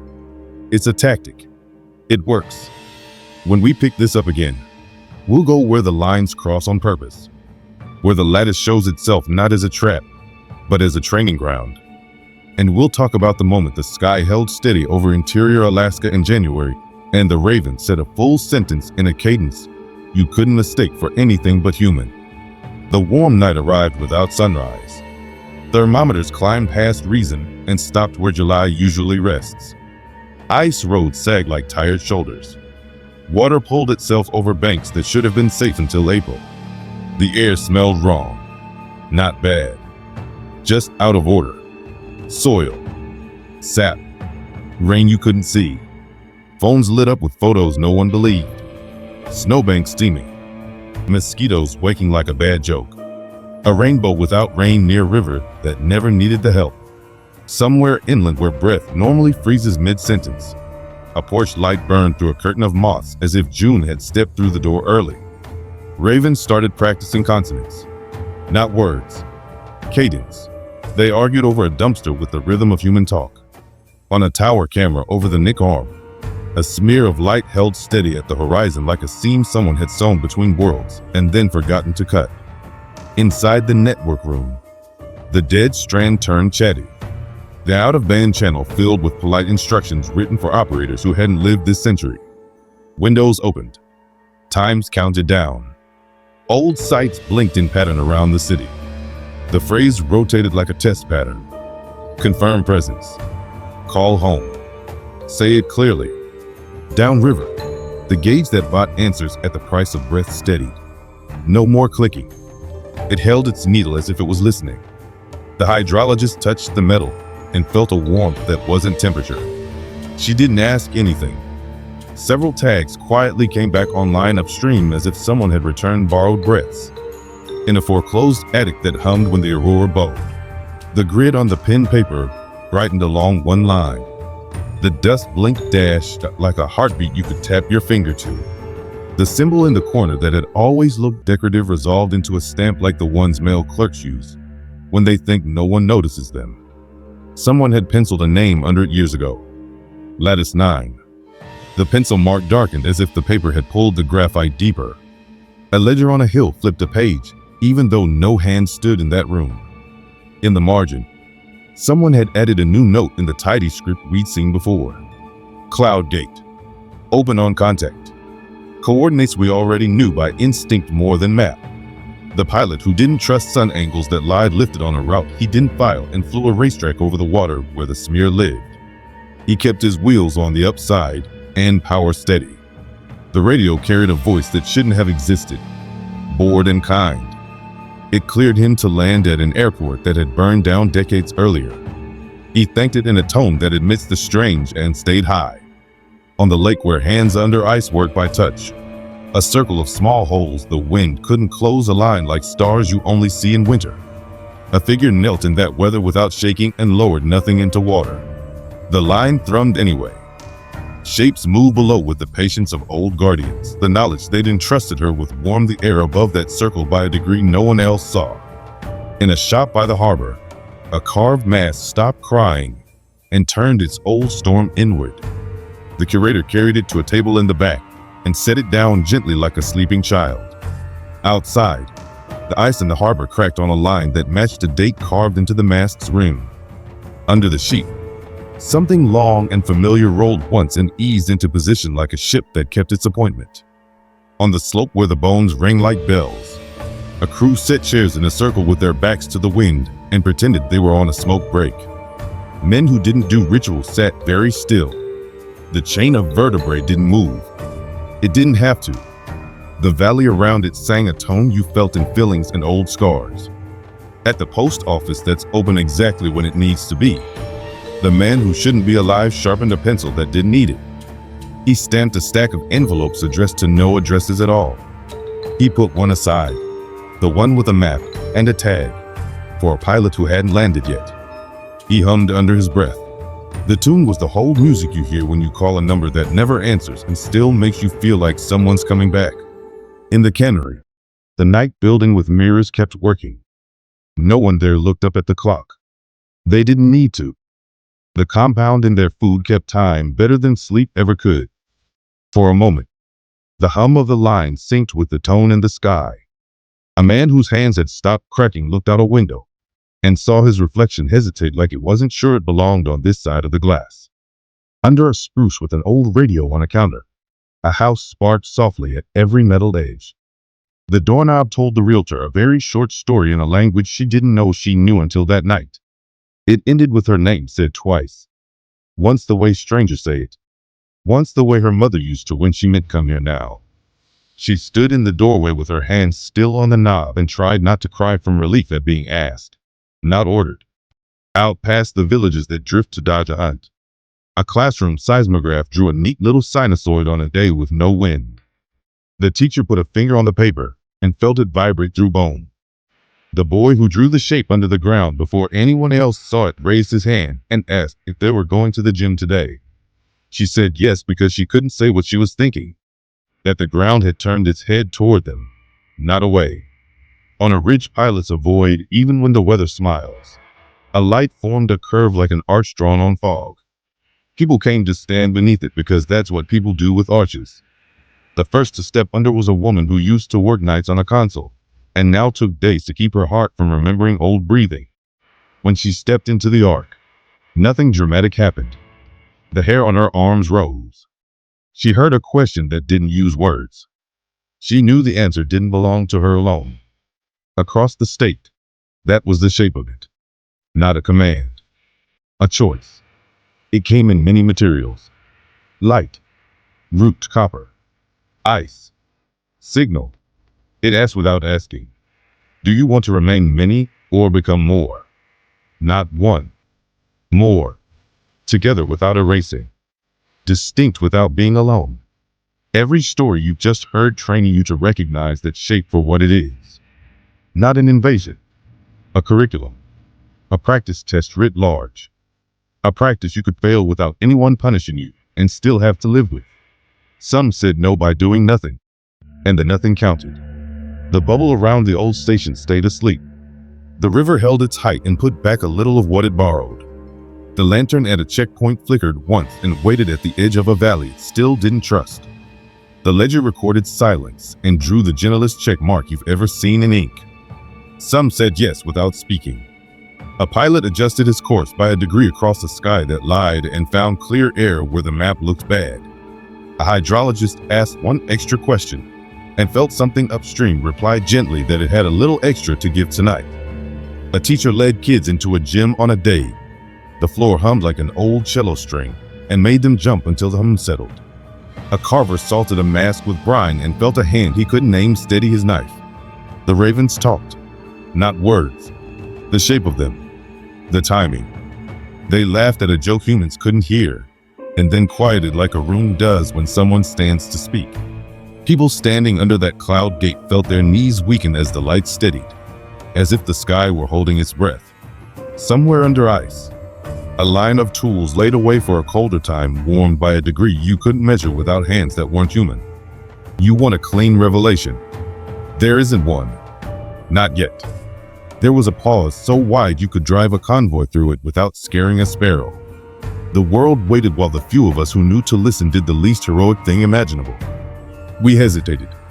We looked for consensus. We called people we trusted and said, "Hear me out." And we told them only half of it because it was time for the rest. We didn't vote.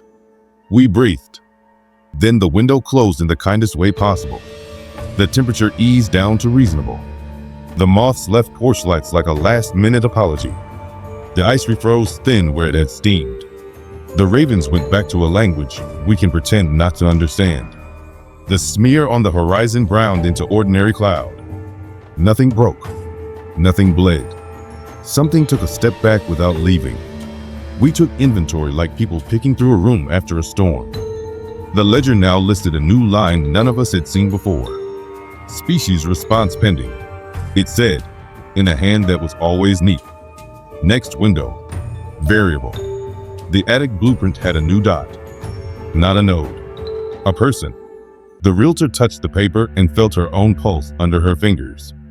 The hydrologist put her clipboard away and walked upriver in the quiet. past the bend that eats shoreline, past the notch where moose tag blinked alive again.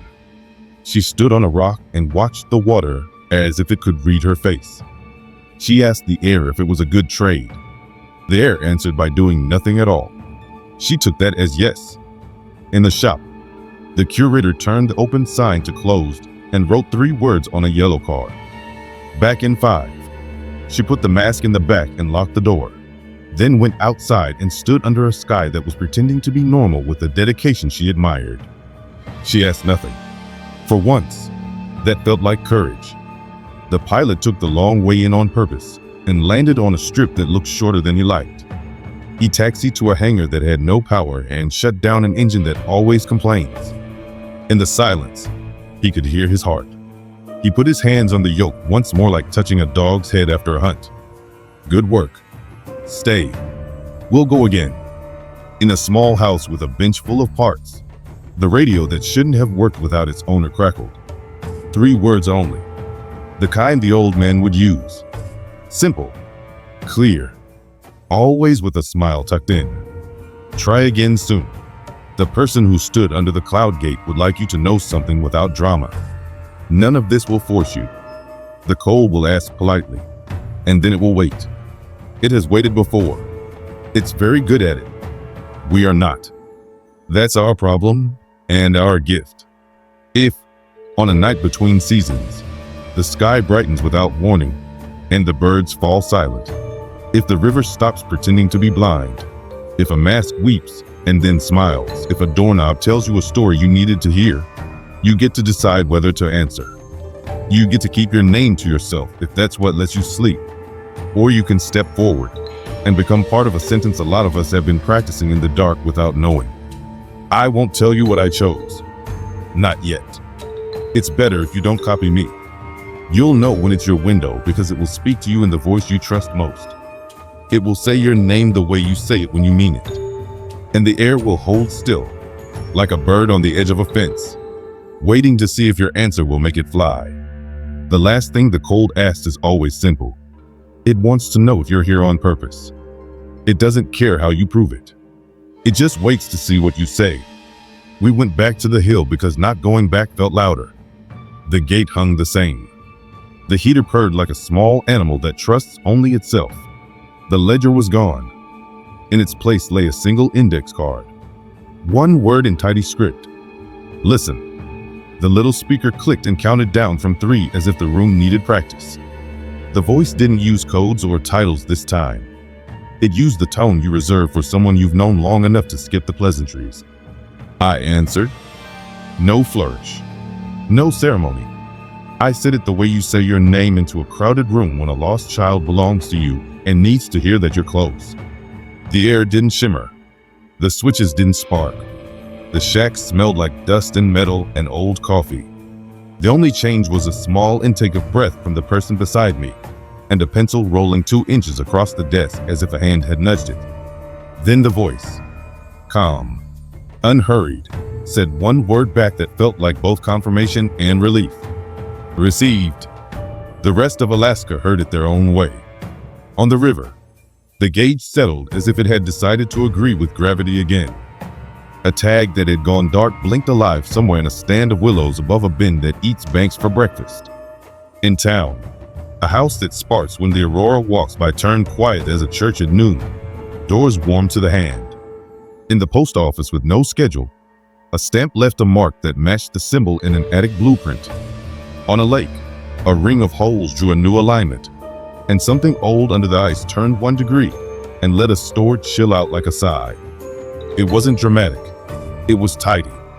It felt less like a miracle than like a system test passed. The dead fiber in the network room whispered again, but the phrase changed.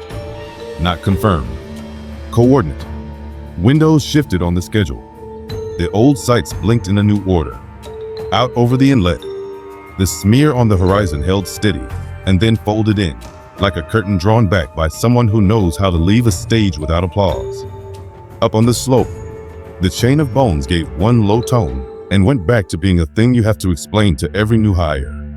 In the shop near the harbor, a carved mask stopped weeping. and then showed a storm from a winter no one had the right to remember in such detail. The curator laughed once, not because it was funny, but because humor is how you handle gratitude when you have no container for it. The musher with the lantern left it hanging on a nail in a town that's more drift than map, and walked into a valley the light had refused a week earlier. Nothing broke underfoot. He kept his eyes on his lead and his heart steady. He didn't talk about what he saw on the other side, because some routes you share and some you carry, so they don't get paved. In the cannery, the night building with mirrors paused in a way that only someone who used to be a person who slept would notice. A worker looked down at hands that healed too fast and remembered how knuckles used to ache on Sunday mornings. He turned the thought over like a coin and put it back where he keeps the ones he doesn't want to spend. At the climate station that goes summer and February when the ground feels like singing, nothing turned green. The ground held its breath a little longer than it needed to, then released it softly enough that no one in the helicopter would have bothered to log it. Tones in the walls moved a fraction toward what a human ear would call harmony.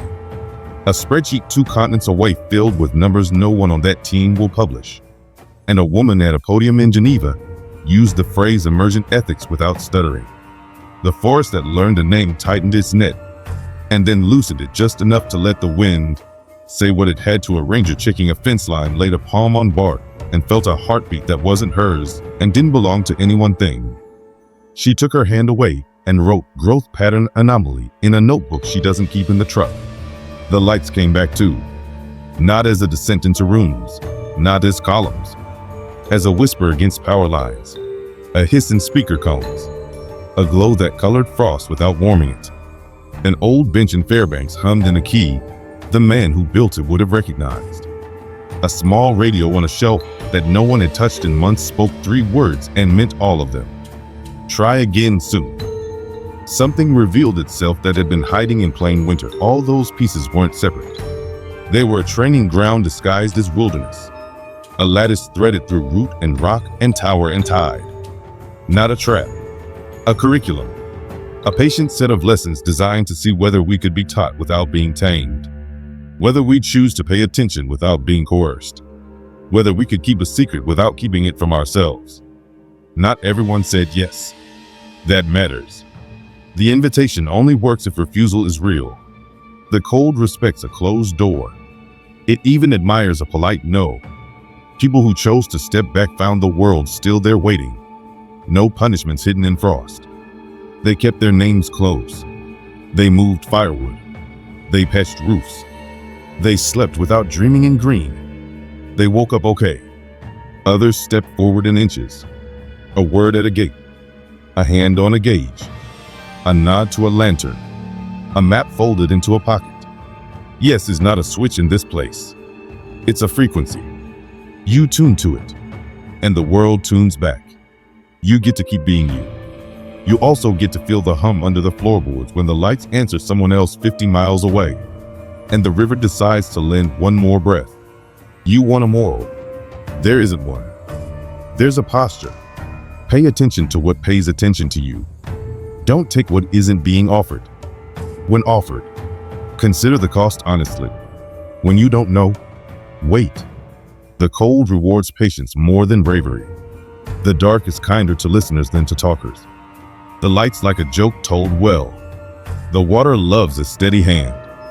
Some nights I sit in the windowless room and hear nothing but fans and the kind of silence only a city can make. Then the deadline hums.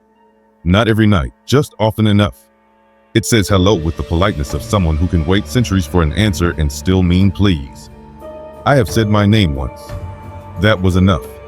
Now I say other things. Thank you when it returns a breath it didn't have to. Careful when the questions get bigger than the people asking them. Soon, when the voice in the little speaker counts down and someone else needs to know they're not the only ones awake. I think about the man who reported his own passing because duty doesn't end when the body does. I think about the woman who brought strangers from under ice into coffee shops and shopping centers because visibility is dignity. I think about workers who forgot the taste of sleep and saw a reflection hesitate one night and felt a missing ache. I think about a homestead that grew a man into a network without asking forgiveness. I think about a scientist who let knowledge write itself into her and found a body in a beam of light. I think about pilots turning away from runways that shouldn't be and towards sky that should. I think about a lantern that chose a keeper, a mask that refused to tell the wrong storm, a stamp that arrives exactly when it must, a river that charges fair prices for the future, bones that refuse to stay quiet when the sky sings. If you hear your name from a place that shouldn't know it, don't panic. You're not being tricked.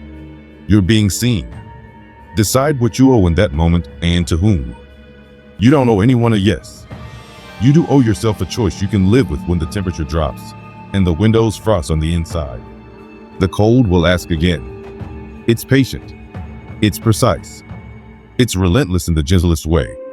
It keeps time with earthquakes too small for seismographs and lights that learn your heartbeat. It gives more second chances than we deserve. It writes schedules and ledgers no one admits to keeping. It puts index cards on desks and rooms you shouldn't know how to find. It opens a gate, counts down from 3, and waits. One day, maybe sooner than we think, the window won't be local. It'll be everybody at once. A stillness broad enough to make cities feel like field stations and field stations feel like classrooms. A question in a tone we recognize without knowing why. Do you want to remain a collection of separate things? Or do you want to become something more together without losing yourselves? Not surrender. A handshake, the kind that seals a promise you're proud to keep. When that night comes, and it will, you'll remember these stories. Not as warnings, as practice. You'll know which shelves to touch, which holes to fish, which doors to leave open, which names to keep close. You'll stand in a doorway, or under an arch, or at the edge of a lake, and the air will hold still like a bird deciding whether to lift. And you'll answer, or you'll wait. Either way, the dark will remember. It always does. A woman stood under fluorescent lights in a grocery store and heard them pronounce her maiden name. Not the version printed on receipts, the one she hadn't used since she was 23. Spoken in the cadence only her grandmother ever used. She put a hand on the cart and didn't turn around. No one stood there. A child in the next aisle giggled. The hum returned to ordinary electricity. She took the hint and went home by a longer road, past a bend in a river that had learned to be generous. A male pilot taxied toward an empty hangar and found a new letter on the seat. The envelope smelled faintly of smoke and cedar. Inside was a single sheet with coordinates he had never filed and a note in clean pencil. Clear at 2500 if you trust your hands more than your instruments. He did, and the air rewarded him with a path that didn't exist until he held it level. A teacher who had learned the ground's heartbeat counted 12 kids into a gym that hummed like someone had left a cello string vibrating. She split the class into pairs and had them jump rope until the hum settled. When the rope slapped the floor in unison, the building sighed in relief. The child who draws truths before they're convenient asked if the gym was breathing. She said yes and clapped the next rhythm. A scientist stood in front of a conference room and almost said the word no to a row of men who liked their certainty in polished metal. She changed it to system, and the men nodded as if they had been responsible for the sun that rose without their permission. Later, alone with a screen and a list of redacted names, she wrote the dangerous word 3 times in a document no one would ever see and closed it with a feeling that wasn't defeat. A ranger stopped at a fence line that wasn't won and laid a palm on bark. The heartbeat wasn't her own. It also wasn't the trees alone. She withdrew her hand politely and said thank you out loud. A chickadee landed on a twig over her left shoulder and made a sound like a hinge finally oiled. A shot from a diner wall curled in the heat, and a figure in the reflection reached out a limb that wasn't an arm and deliberately did not touch the glass. The photographer who's gone would have liked that restraint. People who never met her tilt their heads in that diner and feel like something is asking them to move 2 inches to the right, so the picture finally lines up. In the facility with mirrors for windows, a man stepped away from his station and stood with his hands at his sides like someone remembering something he didn't lose. He looked at the stainless steel, so polished it could have been a future, and in the reflection his eyes hesitated before deciding to focus. He returned to work and miscut 1 fish by a fraction for the first time in months. No one noticed. He did. Later, he didn't know what to do with the pride. The shack on the hill grew cold when it should have been warm, and warm where cold would have been normal. The heater still purred. The switches still hummed. The index card with "Listen" penciled on it went soft at the edges because someone's pocket had found it, and unfound it too many times. The voice, when it came, had learned not to ask for names. It asked for presence. Are you here on purpose? The answer was a breath that fogged the window evenly, and that was enough. The house that sparks during lights learned to be quiet around new mothers and loud around people who needed to hear a story about themselves. The doorknob told a man he had time. Not much. Enough to get to the hospital and be present when the baby decided to arrive fast in a snowstorm. He stepped back into the night with tears freezing on his cheeks, and the knob zapped the next person as if to apologize for playing favorites. A carver salted a mask and listened for a storm it might choose to hold. He stopped halfway and sanded the words off the back where he'd written a date in impatience. On the harbor ice. A seam that had been waiting since before he was born didn't open that day. He put the mask on a shelf and went home. Sometimes not finishing is a kind of art. A hydrologist stood by the gauge and said, quietly, that she was done buying futures with breath. The box warmed under her hand and gave her today's height. Nothing more. It was enough. Upstream, a moose nosed a calf to the bank and gave the air a look that could have been thanks. A banker driving past the foreclosed cabin with the humming walls pulled over and knocked as if someone might answer. No one did. The house whispered behind its walls with the contentment of a thing that has found its purpose again. Not to shelter a single family. To be a node. To hold a little hum and let it out gently. The banker put the car in gear and drove on. Later that week, he approved a loan for someone who had filed 5 times and been denied because rules despise the patient. He didn't know why he said yes. He just did. A good decision is sometimes a clean echo. A man who spent his life mapping the insides of storms opened a drawer and found a radio he didn't own. It crackled once, as if clearing its throat. 3 words. Try again soon. He placed it on a shelf and arranged the wires like a crow building a nest. When he left the room, the radio lit a small green eye and listened. The warm night came back in pockets that moved like breathing. Instead of rings that announced themselves, there were gentle gestures. A backyard thawed just enough for a child to see her breath fall like confetti and jolt when it rose again at the edge of the porch light. A winter-baked street unfroze in a line leading to an older neighbor's stairs. She stepped out without slipping for the first time since November and laughed like a kettle coming to boil. The node under the old station did nothing dramatic. It heard the song in the distance and hummed half a bar without needing the chorus. We started to write it down. Not the why, the how. Little rules you could tuck into your pocket and pretend you'd always known. Go in pairs. Eat before you listen. Bring something to offer that isn't a question. If a thing asks your name, decide ahead of time whether you're going to say it and live with that decision either way. Don't take photographs where the air feels like church. Thank the water. Touch trees like you touch dogs you've just met, low voice, hand under, palm out. If the lights visit your room, clear a chair and sit. You're not the subject. You're the audience. Clap when it's done. People tried to make programs out of it. Of course they did. Agencies drew up protocols. They renamed the ledger Schedule Artifact and put it in a secure vault they think can keep secrets safe. A contractor offered to build an app that translates hums into words. It works as well as apps do. The best data came from small notebooks kept by stubborn people with messy handwriting who don't like being told what to do.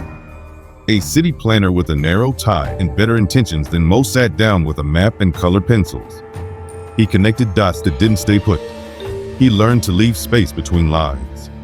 He went home knowing that putting a park on a hum corner is sometimes worth more than paving it, even if the budget hates you for it. The next summer, old people sat under trees where the ground felt more alive than grass usually does.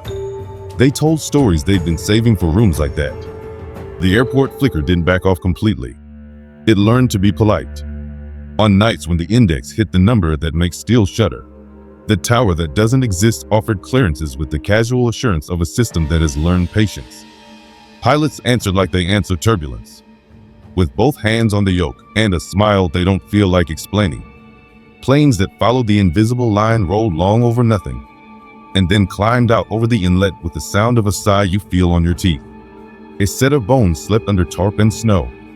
Men who believe in wrench and weld only walked near it with a respect they thought was silly and kept anyway. Some nights, they left coffee on a railing as if a being made of time and calcium might be thirsty. Respect makes smart people superstitious. Superstition makes stubborn people gentle. It's a decent trade.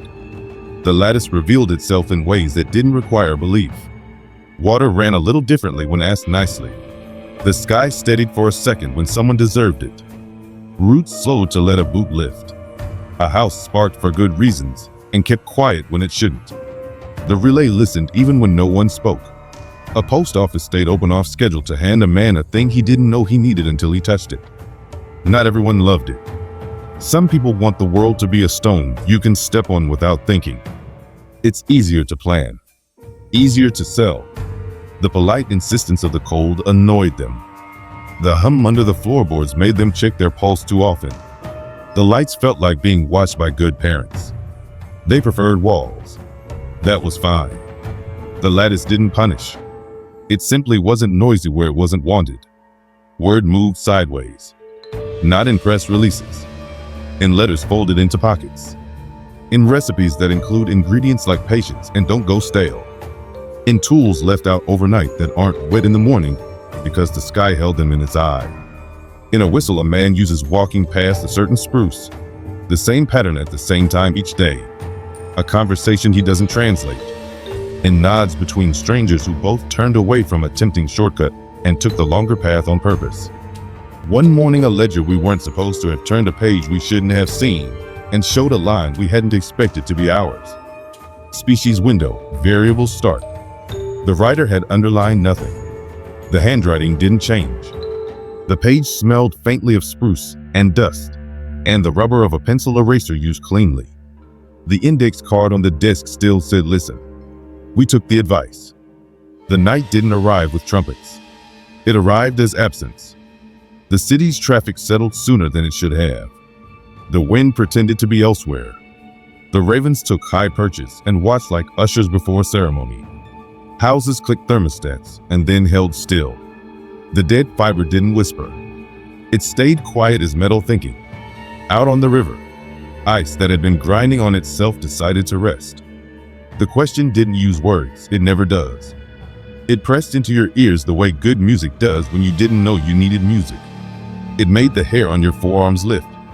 It invited you to consider being part of a thing larger than any cathedral.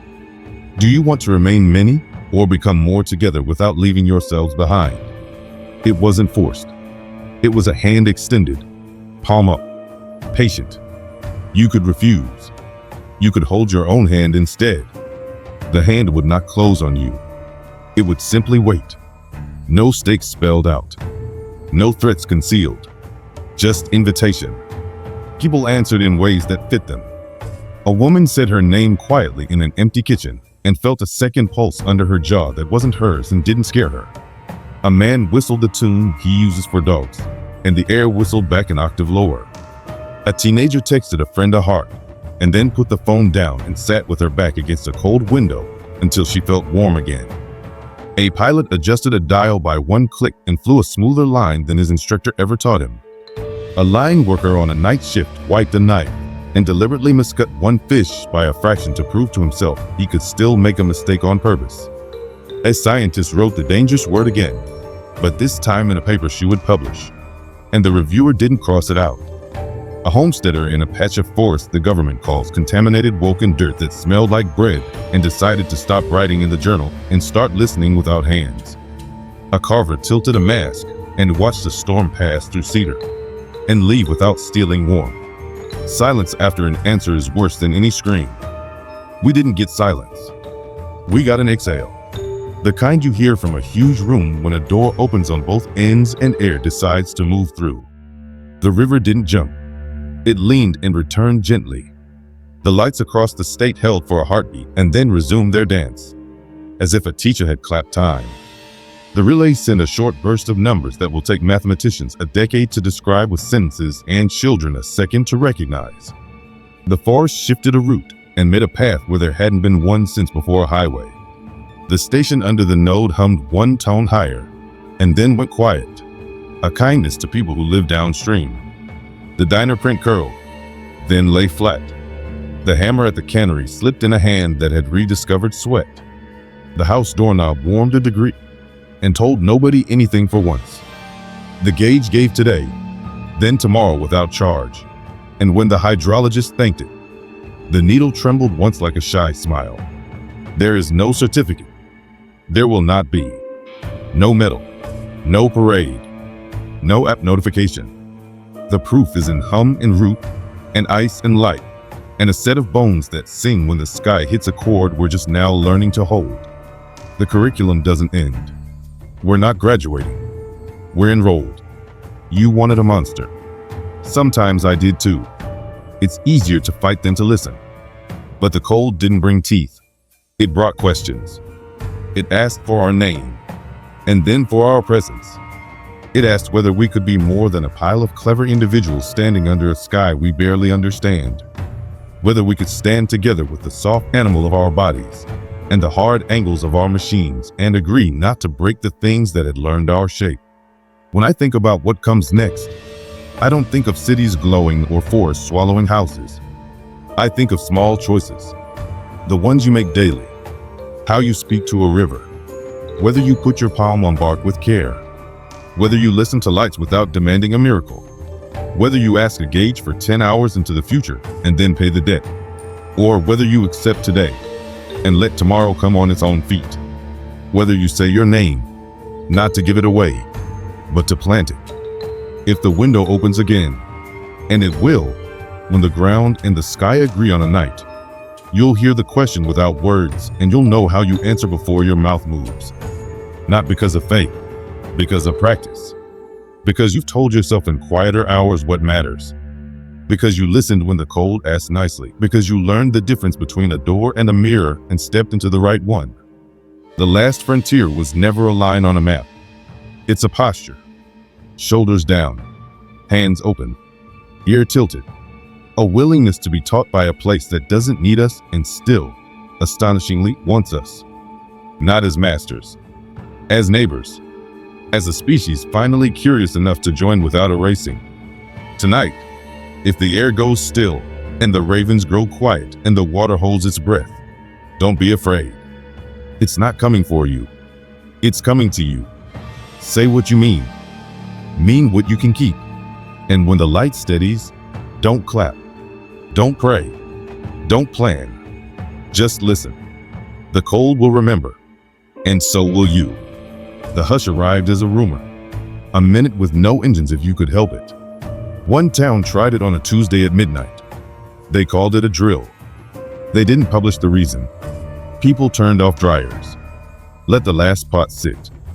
Set the kettle down. Dogs tilted their heads. Streetlights hummed alone. The cold did what it always does when given a clean surface. It spoke very softly. On the ridge, the arch returned. Not bright. A smudge. Enough. Under it, the quiet wasn't empty. It held a shape. Answers gathered where questions usually live.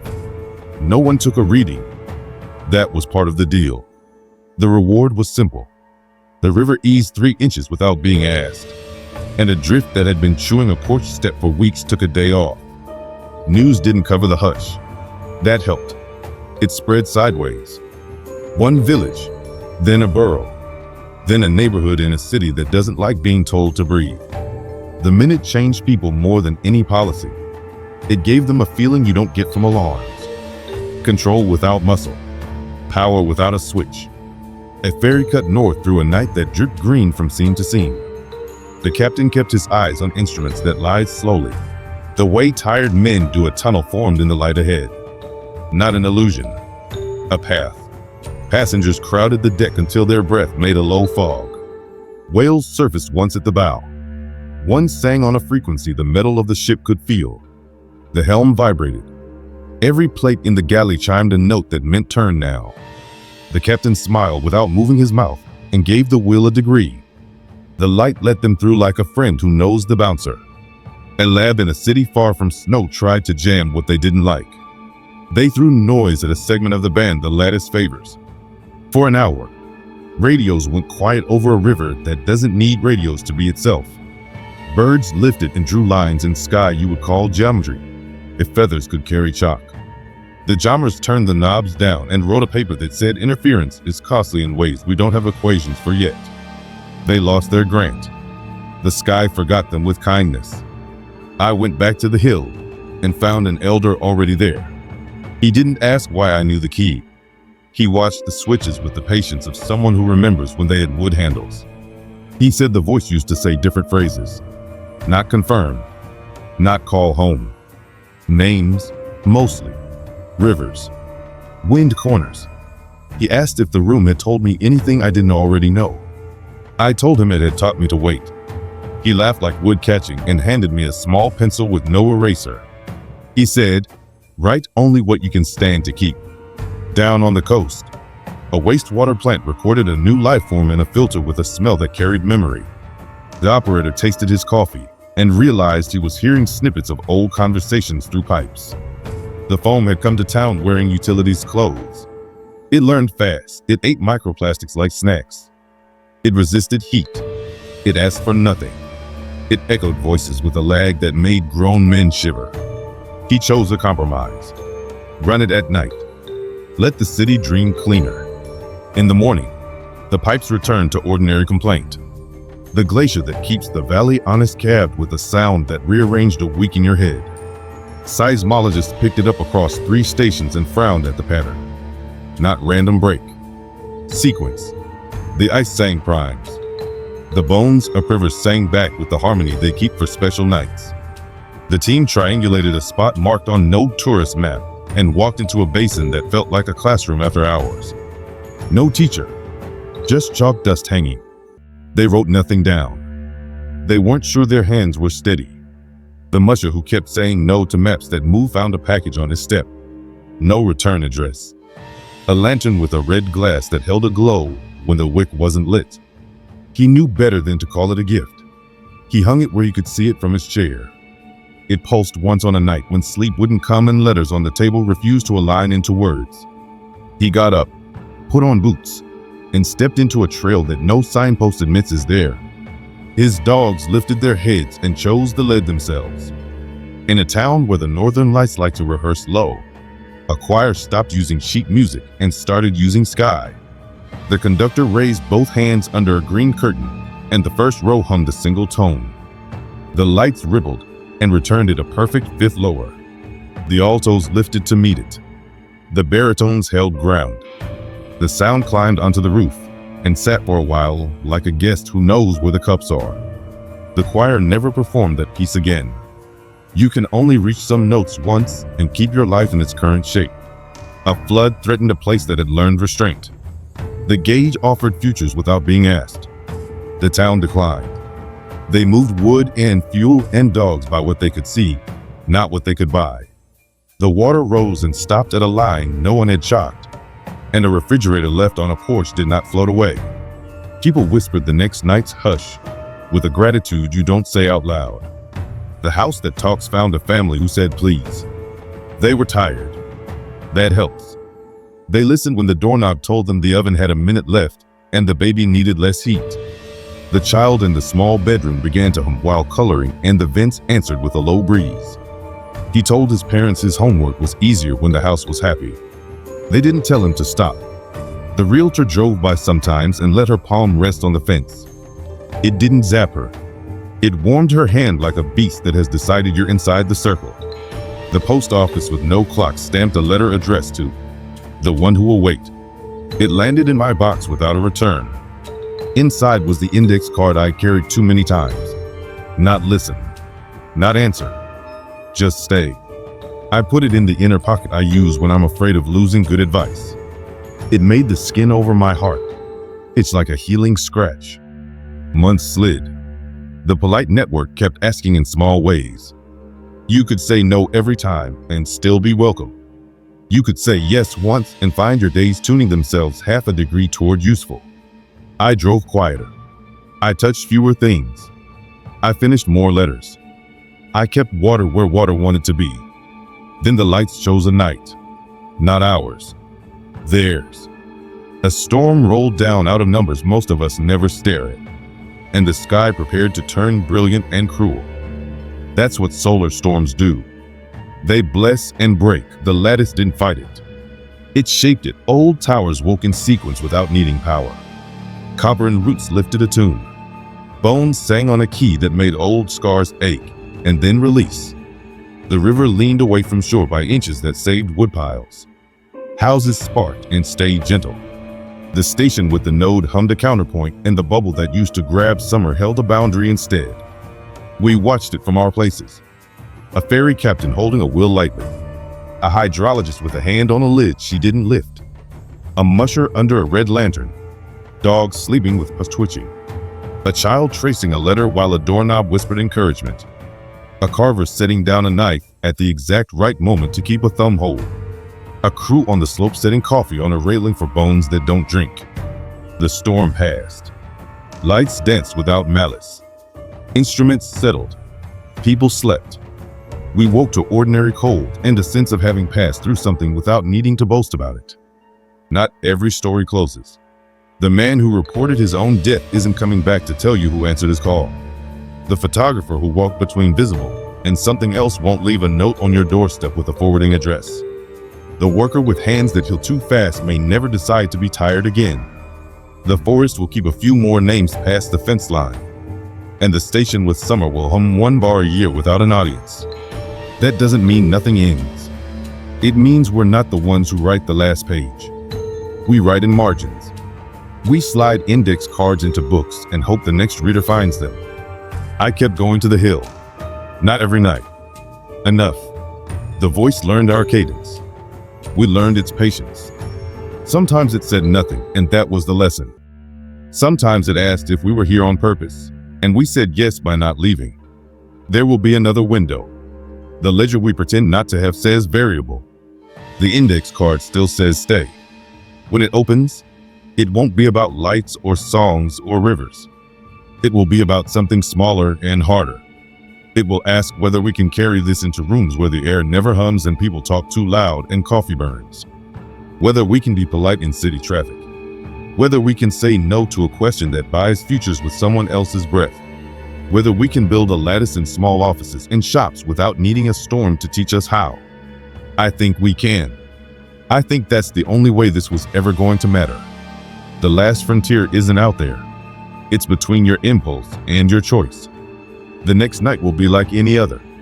That's the intrigue of it. No trumpet, no arch, just a hum under the floor, and a door that warms your hand, and a raven that says a syllable you didn't expect to hear in a bird's mouth. And you'll remember to breathe, and you'll listen, and something will answer in the gentlest way, asking for nothing more than your presence. And that won't be the whole story either. The Mayday came in clean as a bell, and 1 hour too late. A Coast Guard operator leaned back in a chair. He swore swallowed shifts and listened to an old distress call that repeated every 53 minutes. Not static, not a prank. The call sign matched a vessel that went down a century ago on a calm night when ice misread itself. He did the math out of habit. Weather, tide, skip propagation. None of it held water. He triangulated anyway. The line drew to the harbor seemed the mask had whispered about for weeks. Low tide pulled its trick. Rocks nobody respects stood up. The operator took a small boat out because sometimes curiosity is duty in plain clothes. He cut the engine by the seam and listened while the hull clicked like a hand-tapping code. In the space between bell and wave, the call repeated with the blunt courtesy of a woman who expects to be believed. He let the tide lift him sideways until the bow thumped something that had no reason being in that decade. A crate rose with the slow dignity of drowned oak. The markings were softened to suggestion. He eased it aboard and almost didn't lift the lid. Letters lay inside. Dozens. Wrapped in oilcloth that had done its job too well. The ink kept its temper. Names. Addresses that are houses with different faces now. He looked toward shore without meaning to and saw a figure in a doorway who shouldn't have known to come. The curator from the shop where masks weep and stop. She nodded like he'd brought something to a potluck and carried the crate the way you carry a sleeping child. Back at the post office that doesn't watch clocks, the man with a stamp smiled and said, "Finally." He started sorting by touch. Upcountry, a drilling crew listen through steel. Drill strings moan when they're stressed. They sing when they want to be left alone. The night shift foreman kept a stethoscope in a pocket even though the men teased him. He held it against the pipe and heard a choir. Not human, not machine. He killed the rotation a minute before a pressure bend would have turned their week into headlines. The driller looked at him with new respect and a little fear. He shrugged like he planned it. Later, he put his hand on the rig's rail and said thank you to Old Rock out loud. It didn't answer. It didn't need to. A kid in a snowbound subdivision drew a shape on a window that fog had painted for him. He didn't know what the symbol meant. His mother did. She had seen it once in pencil on a page that didn't exist in a library that technically doesn't either. Lattice. She didn't correct his drawing. She made cocoa. She told him a bedtime story about a place where doors ask nicely and children grow into people who answer. A woman on a bike in a downtown thaw heard a payphone ring. There hasn't been a working payphone on that corner in years. She stopped. The receiver was cold and smelled like old copper. She lifted it to her ear because that's what you do when a roomer asks for company. A voice spoke her name the way her father used to when she missed curfew and came home safe. She said a word back she didn't know she'd kept. The line clicked once, twice, like a beloved device reluctant to let go. The scientist who once made summer in February stood on a stage and gave a talk that wasn't coded. She told a room full of people who prefer their data neat that some systems refuse to be modeled without manners. She used a phrase that made a man 2 rows back put down his pen and listen with both ears. Consent-based climate work. You could call it naive, or you could call it the first time we bothered to ask the ground before pressing buttons. Outside, a breeze moved across a plaza in a pattern that matched a set of tones none of those people will publish and all of them felt. On the slope, the tarp over old bones lifted a corner when no one was looking and set itself back right when a man turned. He said a word in a language his grandmother kept under her tongue, and the lift became a nod. He left coffee anyway. That habit stuck. Some morning steam rose from a cup that hadn't been poured yet. No one mentioned it. They liked that boundary. Knowing and not knowing. Seeing and letting go. A diner's front window fogged in a shape that looked like a hand. Not a human hand. The flat palm of something long and curious drawn against glass like a child at an aquarium. It left no print. It left a feeling that made people pay their checks and go hold their own loved ones for a minute longer in the parking lot. The owner wiped the glass and said nothing. He liked the customers it brought. Quiet ones. Tippers. City Hall printed a memo instructing departments to budget for minute of hush exercises each quarter. It framed it as resilience training. It was actually an admission. The lattice was more polite than any policy, and people listened when the cold asked. Street crews timed their plow routes to leave 1 minute without engines in each district. The effect multiplied. Accidents dipped on those nights. No one could prove why. The people who plowed didn't need proof. They liked the quiet. They liked being conspirators with weather. A diver in a dry chute found a structure at the bottom of a lake and came back with an explanation that satisfied exactly no one. He saw a fitted stone that shouldn't be there. He saw tools that would have passed in a museum case labeled speculative. He felt a hum through his chest like the first time he fell in love and didn't know his own body could do that. He did not bring anything up. On the surface, a woman in traditional gear nodded once and packed up her shelter. The wind shifted like a witness. The old man's bench in Fairbanks started pinging again in patterns that made operators worldwide stop mid-sentence. Not an attack. A concert. A sweep across frequencies that polished rust off human attention. People put down their phones and listened to radios they'd been using as bookends. The message never changed. Try again soon. It felt like a reassurance and a dare in equal measure. A young engineer stacked glossy prints on a table in a bare apartment where the heat runs even when you don't ask. Parking lots, lobbies, waiting rooms, doorways lit by fluorescent topology. The shapes inside the frames were easier to see now, not because they'd come closer, because we had. He taped one to the inside of a closet door and left it there behind winter coats, where it could watch and not be obligated to explain itself. It would have been neat if all these threads pulled taut into a knot on a marked day. Neat is a story you tell to keep your heart from racing. This was messy on purpose. The hush spread. The lattice tuned itself when asked. People learned a posture. Pilots turned away from fake runways. Musher lanterns warmed without flame. Hydrologists asked less and got enough. Carvers salted masks by feel. Postmasters with no clock stamped fate gently. The cold was content to teach without putting gold stars on foreheads. Once, one winter later, the ledger returned. Not to the shack. To a kitchen table under an ordinary lamp. A hand slid it into the light with the same respect you give a photograph in a shrine. The page had fewer entries than before. Windows listed as variable. Phrases softened. Listen. Coordinate. Stay. At the bottom, a line that wasn't handwriting at all. It looked printed by a machine that had learned to draw letters by watching a patient human hand for years. It asked a question without punctuation. Are you ready to make this boring? The best work always is. Boring keeps the lights on. Boring lets the river run where it ought. Boring is a ledger with boxes ticked because someone showed up. We said yes. We made a schedule. Not for storms. For drills. For hush. For looking up together at the same moment and saying hello with our mouths closed. For checking the gauge and not buying futures. For hanging a lantern even when no dogs needed it. For carrying stamps into rooms where fate gets mailed. It didn't end the other stories. Not the ones with teeth and sudden cold.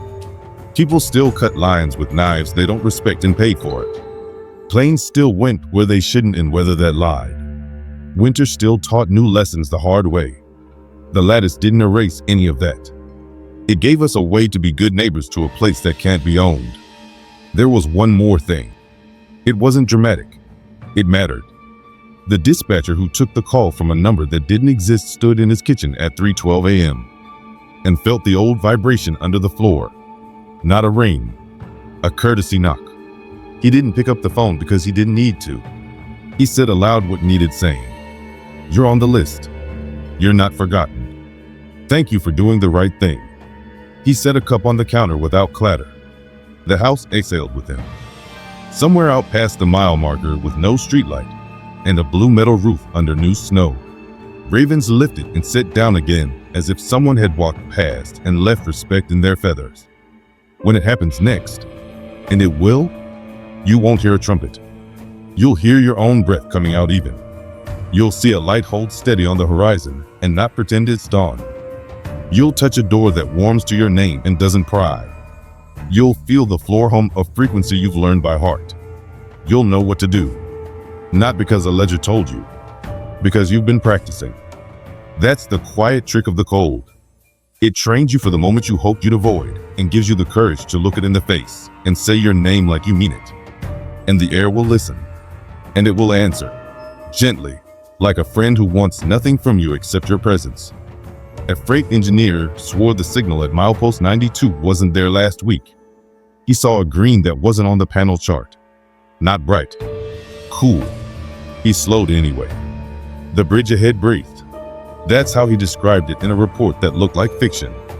The girders flexed without wind. The river below turned glassy like a mirror bracing for a touch.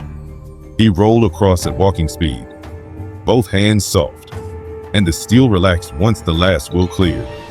He looked back and saw nothing but ordinary iron. The recorder captured a hum that matched a number written in pencil in a ledger no one admits to keeping. A medic pressed defib pads to a chest and heard the machine speak his mother's pet name for him through the chirp. He kept working. Pulse returned. In the ambulance, the patient opened his eyes and whispered a date nobody in the rig wanted to be right about. Later, in the bay, the medic set his hand on a cart and felt a steadying tone run through metal into bone. He didn't tell anyone. He called home and sat on the porch steps until the cold made his knees honest. An ice road trucker followed a red glow on the dash that settled near his gauge cluster without burning. He'd hung a cheap lantern on a lark before he left the yard. The road lured him toward a stretch everyone knows scours to black ice under a powdered dusting of innocent. The glow dimmed, and then brightened in small pulses until he took the longer path over wind-slammed drifts. He logged the delay and rolled into town with an hour left to sleep instead of a tow strap on his bumper. A spelunker moved through a subglacial tunnel with a rope like an umbilical, and a laugh he used as courage. The tunnel breathed against his suit. Not literally. The pressure changed in rhythmic waves. He reached a chamber and killed lights because some shapes aren't earned in brightness. In the dark, a sound rose that matched the pitch of a single long rib vibrating. He turned back without taking a rock. He marked the map with an X and wrote, "Not ours," and underlined it twice. A librarian threaded microfilm and watched a headline flicker. Not the way old film does when the sprockets are loose. The date changed by a day. A sentence added itself to a story printed a lifetime ago. She pulled the strip out and held it to light. The letters weren't ink. They were absence arranged with care. She printed it anyway and slid the copy into a folder labeled Local Lore. The folder got heavier over winter. A summer musher trained on wheels and saw a heat shimmer gather into a checkpoint in a field that had never seen snow. Dogs hit the line like they smelled their own reflection. Phantom racers stood in the shade of a scale model of a race that doesn't publish results. They asked him if he wanted to try a loop with no beginning. He touched the harness of a dog who'd raced his first season with him and said, "Next time." The shimmer folded like fabric. He taped red string to a map later, connecting points where training felt like deja vu. The string matched a grid that had once been drawn in an attic on paper that hung. A city data center logged handshake requests that said please and thank you in packets. Not text. Timing. Courtesy smoothed into latency. The sysadmin rolled his chair over and stared as the graphs developed a heartbeat. The team argued exploit versus anomaly until someone laughed and said, "What if good manners are contagious?" They wrote a white paper that got laughed out of a conference and forwarded quietly to the people who fix things when maps stop working. A nurse stood in a delivery room as monitors peeped their metronomes. Outside, snow chased itself in circles. Inside, the heat was a damp hand on skin. The baby arrived in a rush and took a deep breath that sounded like a radio finding station. The old bench in Fairbanks hummed on the same key 30 seconds later. No one connected the two except the grandmother who hummed back while crying. She, because it matters to say her name in your head, even if I don't say it here, stood on a fjord and listened to water heavy with old stories. The allies below asked for help moving a chamber. Not everything survives where it was made. She used maps that smell like fish and salt, and a mask that held a storm like a lens. The hydrologist timed release with a nod, and the flow lifted just enough for slow shapes to move undetected along a chain of lakes.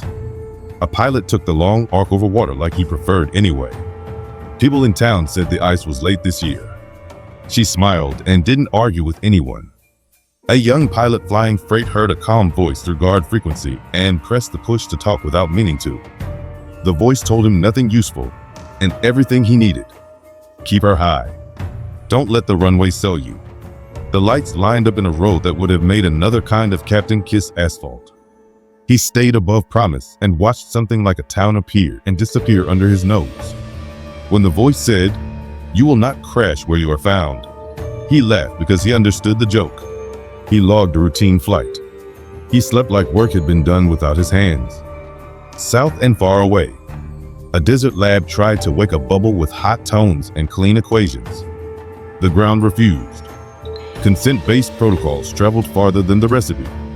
They learned to ask, then to wait, then to scale their curiosity to the size of the answer. A report used the phrase mutual threshold. It read like someone had discovered the concept of enough and wasn't embarrassed. Back on the island where work tastes like brine and solvent, Eduardo asked for 2 days off. He didn't ask the company. He asked his body. It said yes, like a distant friend. He left with a handshake that didn't feel like handcuffs and a bag with nothing in it, but clothes he hadn't sweated through.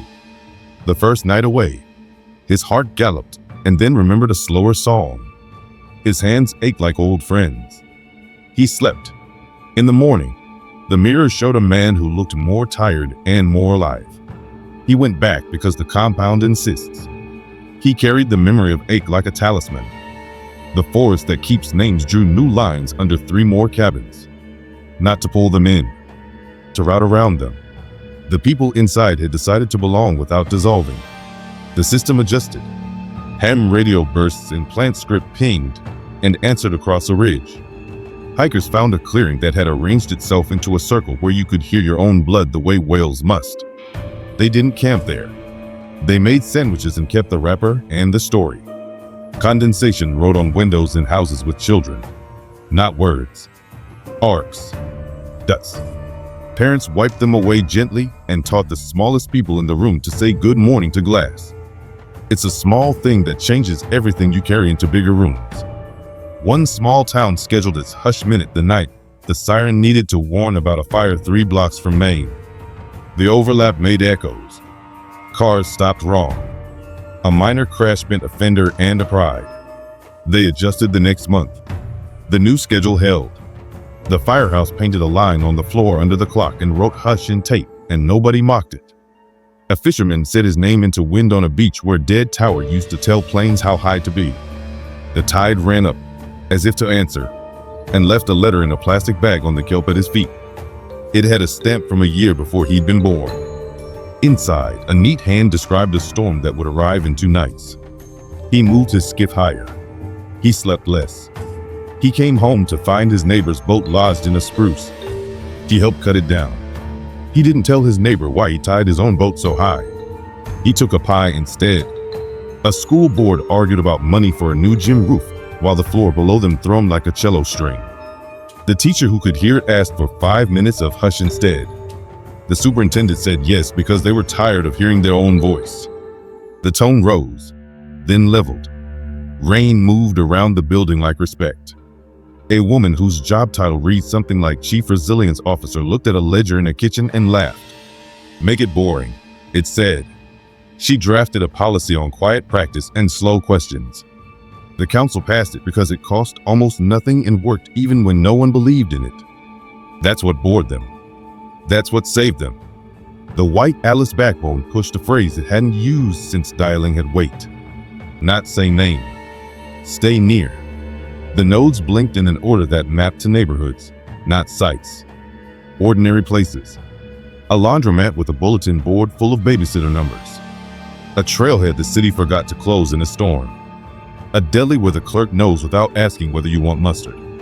These spots began to carry a hum people called luck. It wasn't. It was practice settling into geography. The boy who drew truth ahead of it grew into a teenager who only rolled his eyes half the time when the ground spoke. He tuned a guitar by standing barefoot on the gym floor. He taught his friends to wait before they answered in group chat, so they could hear the hum change in their own heads. He applied to a school far away and stayed when he realized the forest taught better. The photographer's frames moved, not on their own, on ours. People learned how to stand so the figures inside were easy to see without strain or fear. They formed a habit, 2 inches to the right at doorways, a fraction forward in waiting rooms. The shapes inside the pictures seemed to relax when humans did this. If that's not diplomacy, I don't know what else to call it. One more winter, the arch appeared on a night no one expected. No warm ring, no strange moths. The ravens grew quiet in a way that made the hair on your forearms lift. The voice in the little speaker kept count.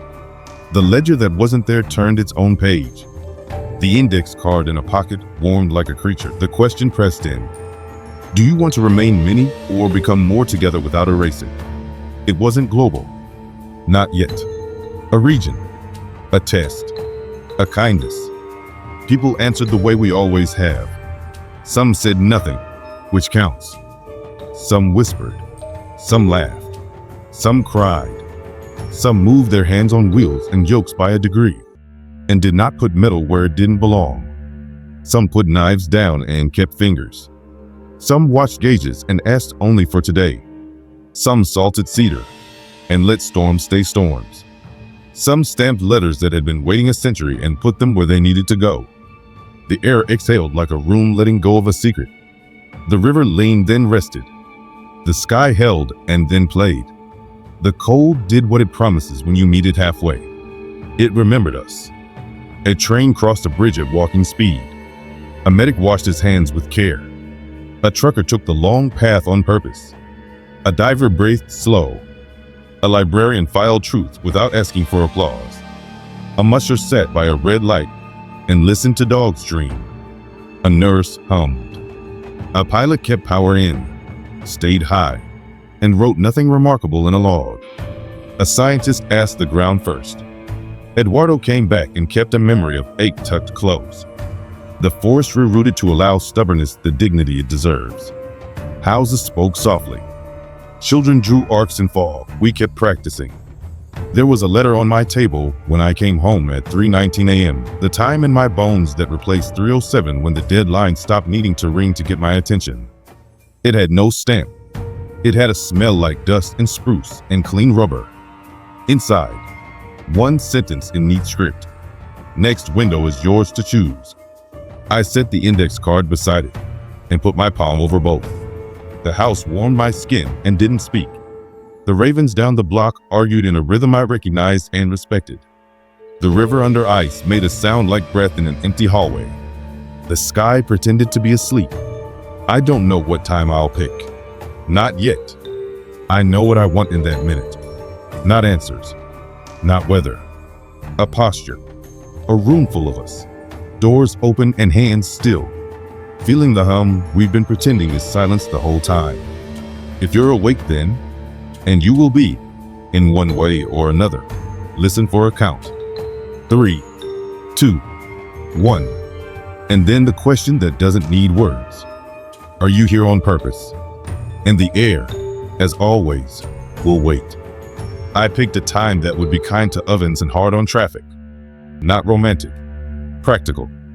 Between the last freight coming in hot and the first baker pulling rolls. A slice of night thin enough to slip a quiet through without breaking anything important. I wrote it down on an index card because paper makes promises heavier. The messages went out the way rumors do when they're useful. Not official. People who know people. Pilots told other pilots to keep one loop wider. A dispatcher texted 2 friends and a former partner. A janitor left a post-it on a superintendent's desk that said, "Try stillness. 3 minutes. No machines." A kid edited the school group chat and swapped a meme for a time stamp. The post office with no clock stamped nothing and still managed to tell everyone who needed telling. We didn't call it a drill. We didn't call it anything. At the mark, a freight rolled to a gentle stop on a siding and let its mass calm down. A dredge on standby throttled back. A crew in the night building with mirrors put knives down and leaned their hands flat on stainless. The night security guard in a museum dimmed lights by a notch and looked up at carved faces that had their own opinions about minutes. It felt like a held breath across 400 miles of ice and light. Streetlights stayed on. Houses stayed lit. But inside the hum, a layer stepped back. Transformers lowered their voices. Copper agreed to carry less for a moment. Wind behaved. The river answered first. It always does. Not dramatically. A drawdown so gentle the gauge needle barely dipped, like a bow before you start a piece. The hydrologist stood beside the box and didn't ask anything. The needle trembled once as if to say thank you for learning how to be a neighbor. Up at the hill, the panel that shouldn't be powered ticked like a watch. A knife switch vibrated in place without moving. The little speaker counted down from 3 in a tone that made my hand find the desk on instinct. I didn't speak. I didn't need to. The room recorded presence in the way pressurized pipes do by sounding different in your bones. Across the inlet, the smear we'd been calling a cloud gate condensed into an arc no camera did justice. Not bright. Sharp. The edge looked cut by a patient hand. A pilot held altitude because a voice he didn't need on the radio was already in his head. The arc slid off the horizon and evaporated as if it had made its point. Beneath the harbor ice, a shape long as a street block shifted half a degree into a groove it had been aiming at since newsprint was new. On shore, the carver set a block of cedar aside, unfinished on purpose, and whispered the old storm's name once and then not again. In a warehouse full of ancient letters from a crate that had no right to surface, the postmaster who does not check clocks touched envelopes and sorted by warmth. He handed a woman a letter addressed to her great-grandmother and said, "For you," without winking. She stepped out under a sky that refused to be anything but honest and read words written by a hand that had waited an acre of years for this minute. She laughed once, then cried quietly where no one could see. In the cannery, a worker's hands, the ones that had forgotten ache, throbbed with a memory brought back too quickly. He flexed fingers, skin pulled tight in the old way. He looked at a co-worker and saw in the man's face a flicker of the same shock. It passed, but both men tucked the feeling away like a photo you don't leave on the fridge. On the slope, men who leave coffee on railings for bones watched the tarp lift and settle the way a chest does after a long cry. Someone said hush, like you say it to a child you love. No one smiled at him for being soft. The valley would have taken that smile. In a classroom, the floor hummed at a pitch the kids could almost hear if they stopped chewing. The teacher raised a hand, and 20 small bodies stilled because they trusted her more than gravity. The settled into the boards. At the climate station that sometimes tries summer on like a suit that isn't tailored yet, the no didn't bloom. It held a boundary instead. Tones in the walls aligned like teeth you can bite down with and not chip. In a house that tells stories through doorknobs, the lock warmed and spoke the short history of a night when someone remembered to be present, and a family slept through an invitation without missing it. That's the trick. You don't have to attend. You just have to belong. Then the lights stepped down from their stage. Not columns, awash. A sheet across towns and ridges that made even loud people look up and go quiet like they'd walked into a sanctuary by mistake. They held steady for a heartbeat, like a conductor's hand. The old bench in Fairbanks found the key and hummed it into radios in kitchens and shops and trucks. Operators across the world looked at their rigs and nodded like they understood the assignment. Try again soon. We let the minute go. We didn't cling. We did not clap. We put hands back on wheels and yokes. The train eased forward. The dredge idled. The knives picked up. The gym floor accepted gravity again. The gauge gave numbers without charging. The arch smeared back into something clouds could pretend about. Later, a stumbling man outside a bar stopped at the payphone that rings when it shouldn't. He listened, then hung up, then sat on the curb and cried the quiet kind because a voice the exact temperature of memory told him he had time to fix something if he wanted to. That night, I set the ledger under a stack of bills on the kitchen table and tried to make my shoulders forget they'd been squares for an hour. The index card in my pocket warmed like a living thing, then cooled like it had done its job. The ravens down the block said a syllable in a cadence I'd heard at the hill. I slept without dreaming in green. Morning brought the boring work. That's what the note had asked for, and we'd said yes. Scheduling, hush minutes staggered by borough. Quiet protocols agreed on without any agency trying to own them. Simple rules printed on cheap paper and taped to break room fridges. Eat before you listen. Ask less. Leave a chair empty when you can. It worked in ways we don't deserve. Fenders went unbent. Knives found fingers less often. Gauge needles stayed in lanes. Babies arrived without drama 3 nights in a row, and nurses looked at each other with a kind of disbelief that tastes like grace and doesn't last. We wrote no press releases. One graph in a city data center ticked steadier. The sysadmin rolled his chair over and grinned at a heartbeat. It didn't make us saints. A plane still took a shortcut and kissed a field in a way that made headlines. A skiff ran too close to a seam and needed help. A worker in the mirror building asked for a day and didn't get it. A town missed its hush minute because sirens own certain nights. But the lattice held enough threads that a tug in one place meant a softening in 3 others.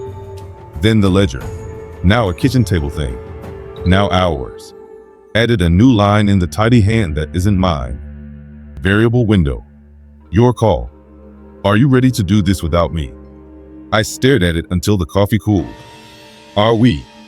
That's the real question buried under the strange. Not can we call the lights down like pets. Not can we keep rivers polite. Can we make this ordinary? Can we choose presents without needing wonders to bribe us? I wrote a time.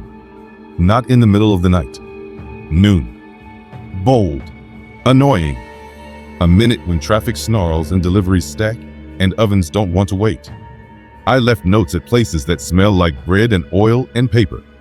I asked nicely. I said please like a person who knows he's asking for something inconvenient. I braced for no. A baker held up a hand covered in flour and said, 60 seconds? Fine. If it buys me rain in July, take 2. A driver snorted and said he tried not to honk. A clerk rolled eyes like teenagers do, and then wrote the time on a sticky and set it by the register where customers would see it. A cop shrugged. A nurse said, we were always going to do that. We just forgot. A man in a hard hat said nothing and put up cones on his site at the exact minute and never mentioned why. At noon, horns held their breath. Ovens held heat. Forklifts paused midair like circus acts. The minute stretched. It didn't break. Somewhere under ice, guardians set a tool down and waited too. In a museum that smells like cedar and salt, a mask that cries sometimes stayed dry, and then let one bead fall. Perfect, because it had earned the right. In a valley, Bones sang a single note, and then went quiet. In a shop in Fairbanks, a little green LED blinked twice, and then held steady. The sky didn't need to respond. It did anyway. A softening at the edges of clouds. A color not quite nameable sliding through white like a promise polite enough not to embarrass anyone. The old bench said nothing. That was the point. Afterward, I felt something I hadn't allowed myself. Relief. Not because we'd done anything big. Because we'd done something small on purpose, and it had mattered in ways I didn't have to chase with a camera. The ledger didn't congratulate. It printed one sentence so tidy it might have been machine. Keep going. I put the index card on the fridge under a magnet shaped like a salmon and made a sandwich like a person in a house that hums because it's happy. I sat at the table with the ordinary light and the cheap chair and wrote down times that would annoy people. I smiled and felt my shoulders lift in a way that finally felt like human, not switch. It won't stay precious. That's the point. It will become routine to set tools down, to breathe, to let the river have its pace without buying it with breath. We'll forget why it matters, and then remember when it does. The cold will keep asking in a voice that never raises itself. The air will hold the door. The arch will show up for the ones who need a sign. The post office will stamp exactly the letters that deserve to arrive. The forest will recruit and reroute with a patience we should study. The night building with mirrors will continue its bargain. The lights will teach without grading. The next minute is yours whether or not you pick it. That's the quiet truth we've been skirting all along. I'll be in the hill shack when I can. I'll sit with my hands on the desk and not speak unless spoken to. I'll be at the river with a hand on the lid when the gauge itches to sell me a future. I'll stand under the cloud seam and keep my mouth shut. I'll put coffee on the rail for bones that don't drink. I'll stamp a letter that waited 100 winters and hand it to a stranger with the right name. I'll call out times on a sheet of paper and apologize when I have to. And when the voice counts down, I'll answer the only question that matters with the only word that passes for truth here. Present. And then I'll listen for the reply we've earned. It started as a taste on the tongue. Not sweet, not metal. A tingle like the moment before a note begins. Radios in kitchens found the same pitch and held it. The old bench in Fairbanks hummed low enough to vibrate mugs on shelves. People looked up from small work with the same tilt of the head you give when you think someone called your name. Down at the river, the gauge kept its own counsel until the tone arrived. The needle bobbed in a pattern that wasn't warning. 3 beats and a pause. In, out, in, wait. Ice tapped willow at the same tempo. The hydrologist didn't ask for tomorrow. She matched the breath with her own. The box warmed under her palm without charging a toll. On the hill above town, the shack's little speaker played the pitch as if it had been tuning for years. The knife switches vibrated without moving. On the desk, the ledger wasn't a schedule anymore. It was a staff. Margins turned to measures. The tidy hand that had written windows and phrases now looked like a metronome. Steady, patient, kind. At sea level, the mask in the back room breathed without weeping. Salt clung to cedar like dew on grass at first light. The carved mouth rounded toward a vowel the human throat never perfected. Outside, the harbor cracked along lines that matched the scale you learn by listening, not by lesson. The curator didn't reach for a towel. She sat on a stool and let the cold sing. Over the inlet, a pilot on final felt the pitch slide under the frame. Guard frequency carried nothing but the same low note and an absence of panic. Her hands stayed light. Power stayed in. The runway that shouldn't exist drifted under the nose and tried to sell itself in clean lines and false comfort. The tone said hold. She held. The arc on the horizon sharpened like a conductor's hand. She climbed 100 feet. The fake field unrolled into fog. The real one twinkled ahead like common sense. She didn't key the mic. She didn't need to. In the building with mirrors for windows, knives stopped exactly together without anyone giving a signal. The line hummed under breath. The compound in the food didn't fight. It leaned and listened. A man whose hands had forgotten ache found his part. A low, steady drone that made screws in the ceiling remember a version of the world where sleep has a name. 8 bars, then silence, then work again, with eyes that blinked on the right beat. Up on the slope, the tarp over the bones lifted and settled like a chest. The vertebrae didn't sing loudly. They got under the room and held the floor. Men who laugh at ritual left coffee on the rail without looking at each other. Steam rose in time with the note. A wind came down off the ridge and refused to push. It moved around them like a hand avoiding a sleeping child's face. In a gym that smells like chalk and pine cleaner, a teacher clapped once and 20 ropes fell into time. Slap, slap, slap, hold. The floor answered with a hum so soft you felt it in the soft meat of the throat, not in your ears. The child who draws truths ahead of them kept jumping and smiled at no one. He had found his part. It sounded like growing. In a house that speaks through metal, the doorknob ticked a metronome against a doorframe. Click, click, click, rest. The realtor who no longer owns the place stood in the hallway as if she'd been invited. The blueprint in the attic glowed along one grid line, less light than approval.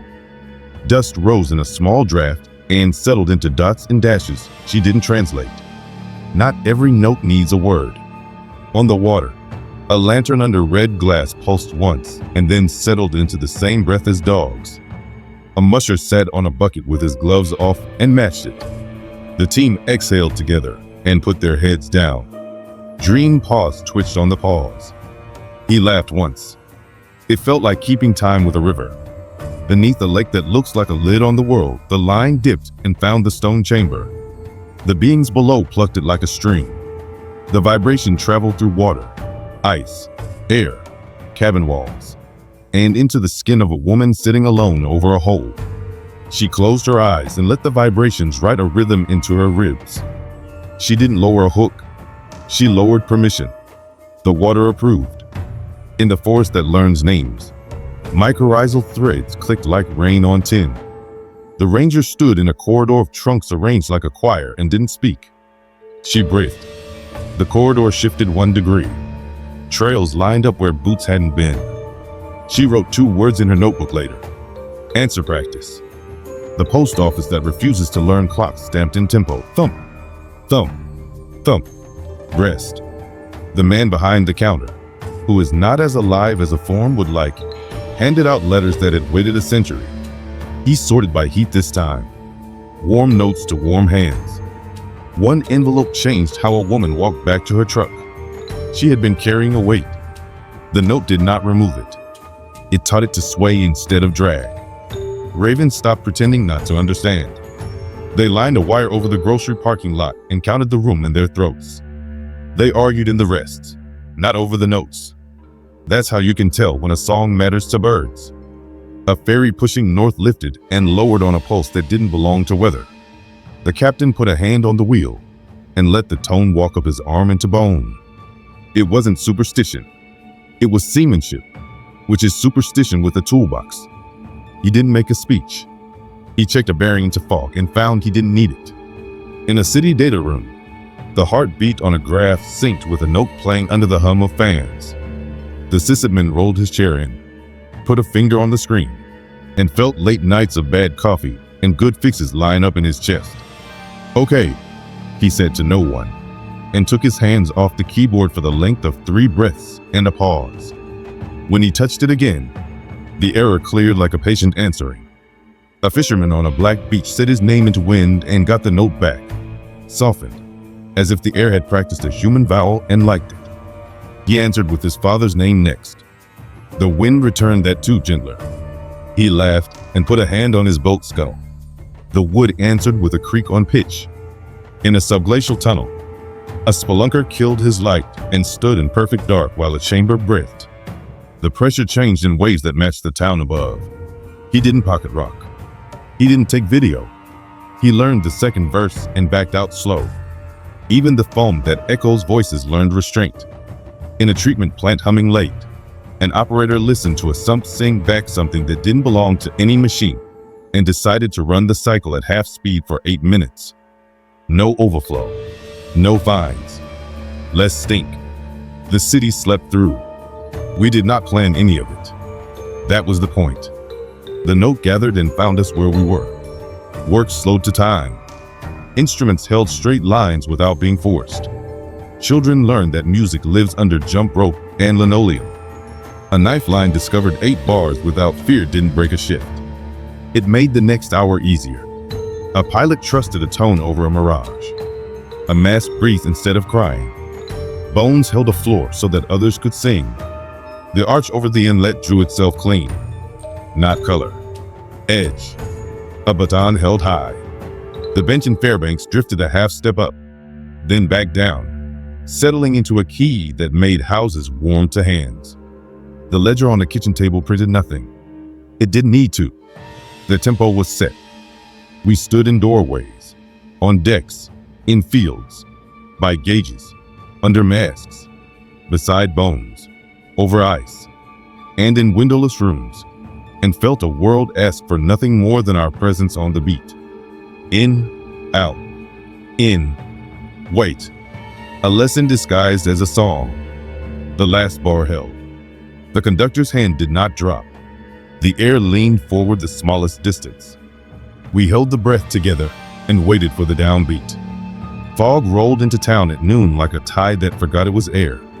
It smelled faintly of pennies and pine. It slid around buildings and wrote numbers on windshields with a damp finger. Not fog patterns. Digits.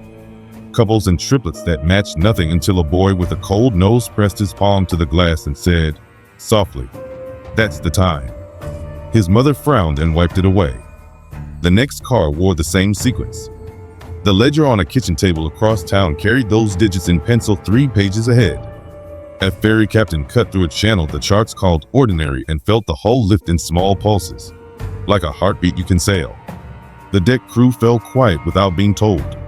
A whale fluked, just off the stern, and a second later, the bones 200 miles inland answered with a tone you don't hear so much as remember. No one claimed the link. They didn't have to. The deckhand who always laughed at superstition left a cup of hot coffee near the bow, and the sea took its steam without apology. A group of students built antennas out of coat hangers and VHS tape reels because money was a rumor and curiosity was cheap. They set them on a roof that had seen better winters and watched the aurora draw equations in noise. A professor who had already packed for a job in a lower latitude stopped on his way home and stood with them in the cold until the frost on his eyelashes made him blink slow. He didn't leave. They named the project after a word that fits in any language for listen. Their data looked like art, and their art looked like data, and grants moved toward them as if pushed by a hand. Down on the harbor, a skiff hit a seam and shuddered in a way it hadn't since a rope, and a wave had taught the captain humility. He cut the engine and listened. The mask in the shop behind him wept one perfect bead of brine and stopped. He set his oar and felt the water answer. He took the long line in. He didn't call it magic. He called it respect. The old microwave pads on the hills brightened the way plates warm in sunlight that isn't there. They didn't glow. They breathed. A maintenance tech put a hand on concrete and felt that steady tone tuck under his palm like a thread. He pulled his hand back and checked his watch out of habit. It had drifted a minute fast and suddenly didn't. He smiled and wrote nothing down because there wasn't a field for this yet. Letters kept arriving that had nowhere to be and every reason to matter. The postmaster who does not consult a clock sorted by touch and heat. He handed one to a woman who opened it on a bus and read a sentence that filled the space between her ribs with air she hadn't allowed in for a year. She folded it like a truce and put it back in the envelope, and then into the pocket where she keeps things she can't say out loud. Across from her, a teenager took a photo and didn't post it, a small act learned from bigger ones. People tried to monetize the hush. They always do. A startup pitched quiet as a service with a slide deck that mispronounced river names. The pitch failed where it needed to. The cold has no patience for paywalls. The lattice ignored the invoice and showed up where people asked with their hands empty. A hunter followed tracks into a cut crown with spruce and stopped because the air asked him to. The paws saved a wolf and his own ankle. He sat on a stump and watched wind move through grass he couldn't name in winter. He went home with nothing but a story and told it without shame. Across the table, someone laughed too loud and then stopped, embarrassed. The hunter smiled and said, "It's okay," and meant it. A pilot's headset crackled with guard frequency, and his name came across with a warmth that has nothing to do with temperature. He kept her high. He watched an airfield roll out below that had been grazed to memory decades ago. He stayed the course he could fold and tuck in a pocket. The voice said like a friend, "You'll need that habit later," and then went quiet.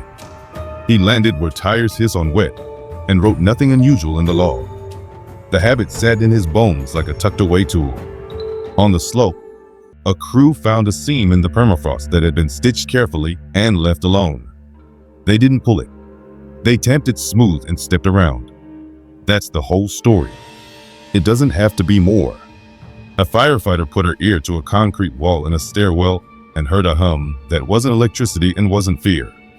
She told the crew to wait 2 breaths before charging a door.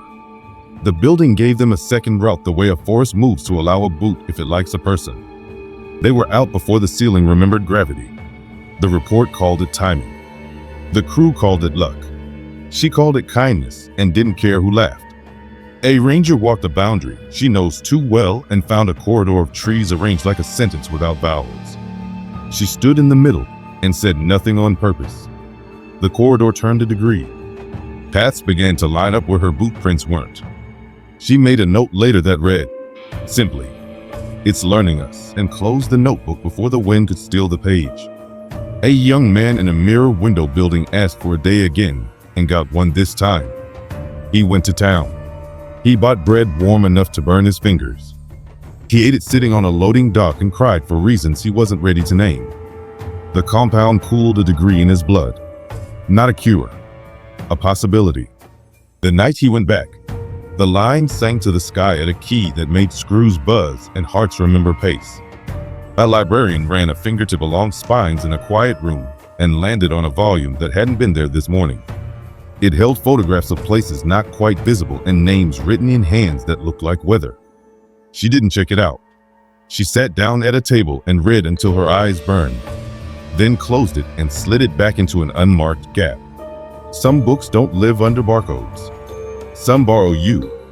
A field of ice that had looked flat for weeks lifted overnight into pressure ridges that mirrored the grid someone had pinned to an attic rafters. A kid saw it from a sled and thought it was art. He wasn't wrong. He traced the pattern with a stick and felt the stick hum. He put it down quickly because something in him had been taught to be polite. He didn't tell anyone except his grandfather, who nodded like a man recognizing an old neighbor across the street. A nonprofit announced a campaign to seed hushed minutes in cities that have forgotten how to hear themselves. The slogan was too clever. It didn't catch. The minutes caught anyway. They nested in breaks and shift changes, and the slivers of day where people look up without remembering why. A small diner hung an extra photograph in the corner near the register. The owner didn't think anyone would notice. People noticed. They moved 2 inches to the right when they paid without being asked and left tips folded once and tucked under the saucer. The figures in the frame seemed to soften when the line formed that way. The owner never admitted he had seen that too. A scientist shipped equipment to a new station far from the node that misbehaved. The shipment came back twice with no explanation. He took the hint. He went north with an empty notebook and a good jacket. He met a woman with a small pencil and note eraser who said, "Write only what you can stand to keep." He did. His career didn't stall. It changed shape. He taught better. The arch over the inlet appeared for a full minute, and no two cameras agreed on color. To the eye, it looked like the inside of a wave when you're under just long enough to understand something about force and patience. People stood under it and said nothing. That was the right choice. Later, in kitchens and garages, they tried to describe it and failed neatly. The failure was part of the gift. An elder stood on the hill without looking at the shack. He watched the trees at the edge of the clearing and listened to a small wind move through them like speech practicing. He told a story about names that river mouths used to have before maps got printed. He said the voice had changed over the years, from commands to questions to courtesy. He looked at the ground and said, "We're not late. We're on time." It sounded like permission. A family received a stamped letter written to a child not yet born. They put it on a shelf and made a rule no one would say out loud. The child would open it the day the lake made a certain sound at the edge of winter. Years later, it did. The letter contained 3 sentences and a map of a shortcut not to take. The child grew into someone who never bragged about being saved. A small town decided to write its hush minute into the snow with lines of boots across the green. They made a circle bigger than any bandstand. They stood in it at the mark and held hands like they meant it. The wind moved the sound of their breath into the woods. People cried without making messes. Afterwards, someone brought coffee. Someone else brought banh mi. The cold approved with a sky that held a color no one had a name for yet. A marine layer slid over the city and touched rooftops with fog in the pattern of the old microwave pads. Rain fell in little squares you could almost measure on a map. Someone did. The squares matched the grid on a blueprint pinned in an attic and a stamp pressed in a post office. The paper on a kitchen table absorbed the moisture and didn't curl. It held steady. The ledger's latest line read, in neat hand, "Proceed without me." It wasn't abandonment. It was trust. A hand taken away so another could be free to reach. We kept going. We made mistakes. We learned where silence breaks things and where it fixes them. We became boring. And in that boredom was a relief that felt like when the snow machine finally starts after a dozen pulls and you stop planning the walk. One evening the payphone rang again, and a man who used to end his nights with his fist around a bottle and his eyes around a wound he never named picked it up. The voice told him a joke his father would have told badly, and he laughed like a boy and walked home without picking any fights with ghosts. The ravens followed and cackled like critics. He saluted them and went to sleep without dreams that needed shouting. That same night, the little speaker on the hill clicked without counting down. It said a word that made the floor in the shack feel less like wood and more like the first inch of ice over moving water. It said, "Now." I had the ledger under my hand and the index card warm in my pocket and the city breathing like a body trying a new rhythm. The arch held a smear at the horizon. The river was listening. The bones were quiet in a way that means ready. The lights waited like a teacher with chalk in hand and patience to burn. My mouth opened and nothing came out at first, because presence and words fight if you let them. The voice said nothing else. It didn't need to. The room, the hill, the town, the river, the grid, the sky. Everything had its shoulders down and its hands open. I stood there, feeling the count that wasn't numbers, and hadn't yet decided whether to answer aloud. The room didn't need my voice. The hill already knew. The little speaker said one word and let the silence do its work. Now. I set my hand on the desk. Not a gesture. A reply. Breath in. Breath out. Presence instead of syllables. In the shack you could hear the wood agree. The knife switches hummed the way a church hums after the last note hangs in the rafters. Across town, the river lowered its shoulders. The needles settled without charging a toll. In a shop by the harbor, A mask kept its brine and watched the door. On the slope, a tarp lay still over old bones that didn't have to sing to prove they were listening. Under a red glass, a lantern glowed once and went back to being an ordinary light. Inside the night building with mirrors, a man flexed his hands and felt the old ache return for half a heartbeat. He tucked the memory into his pocket like a warm stone and went back to work with eyes that remembered how to blink. In a house that tells stories through metal and heat, a doorknob warmed to a name and chose not to speak it. In a post office that refuses to learn what a clock is for, a stamp pressed gently and didn't smudge. The arch over the water held a clean edge and then let itself dissolve. A pilot kept her high and never wrote a sentence about it. A teacher clapped once in a gym and 20 small bodies learned how to move with a room instead of against it. On a kitchen table, a ledger sat open to a blank page. Proceed without me. The last tidy line it said. We understood. That's all the ending you get up here. Not a curtain, a posture. The last frontier isn't a place you reach. It's how you stand when the cold asks nicely. Hands open, shoulders down, mouths quiet unless there's something better than presence to say. The rest is work, and the good kind is boring. A minute of hush folded into schedules no one had the patience for until they did. Knives set down. Ovens held heat. Forklifts pausing midair because the world is sturdier when we agree to breathe at the same time. Small corrections in cockpits. Long routes taken on purpose. Less buying of futures with someone else's breath. Thank you said to water without irony. Palms on bark like you touch a dog you're still getting to know. 2 inches to the right in doorways, so what lives inside a photograph can look out without flinching. The lattice never wanted worship. It wanted neighbors. It offered a curriculum and waited to see if we could practice without being graded. We learned to ask, and then to wait. We learned not to force summer where winter is teaching. We learned that names are for planting, not throwing. We learned that a ledger can be a schedule, and a promise and a mirror, and that the most dangerous line on any page is the one that says your turn. You wanted answers wrapped in frost and lit from within. The truth is softer. It's a world that will meet you at the kindness you bring it. Say yes, and it won't take anything you didn't offer. Say no, and it will nod and step back and leave the door unlocked. If, on some night soon, the ravens fall silent at once, and the air holds still like a bird deciding whether to lift. If a river gauge steadies under your hand as though it recognizes your pulse. If a light on a horizon refuses to behave like weather. If a phone that isn't connected rings with a voice you trust. Don't panic. Don't pray for fireworks. Eat first. Bring nothing you're not willing to carry back out. Ask less than you want. Leave a chair empty. Listen until your bones answer for you. When the count comes in whatever language you recognize. 3, 2, 1. Remember, we have been practicing for this. Not for spectacle. For civility. For attention. For the courage to keep it small and make it stick. If a name is required, say it the way you would to a lost child.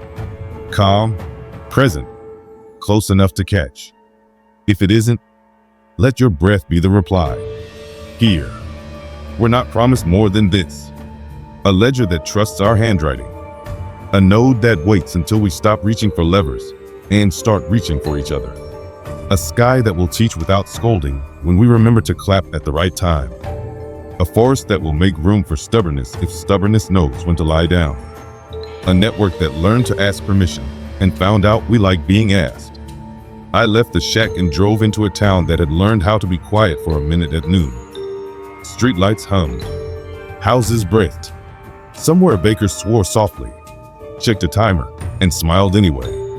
The arch had smeared back into cloud. The river carried on with its old job. Ravens on a wire said one syllable in a human cadence and got back to arguing about trash. There was no epiphany waiting on my kitchen table.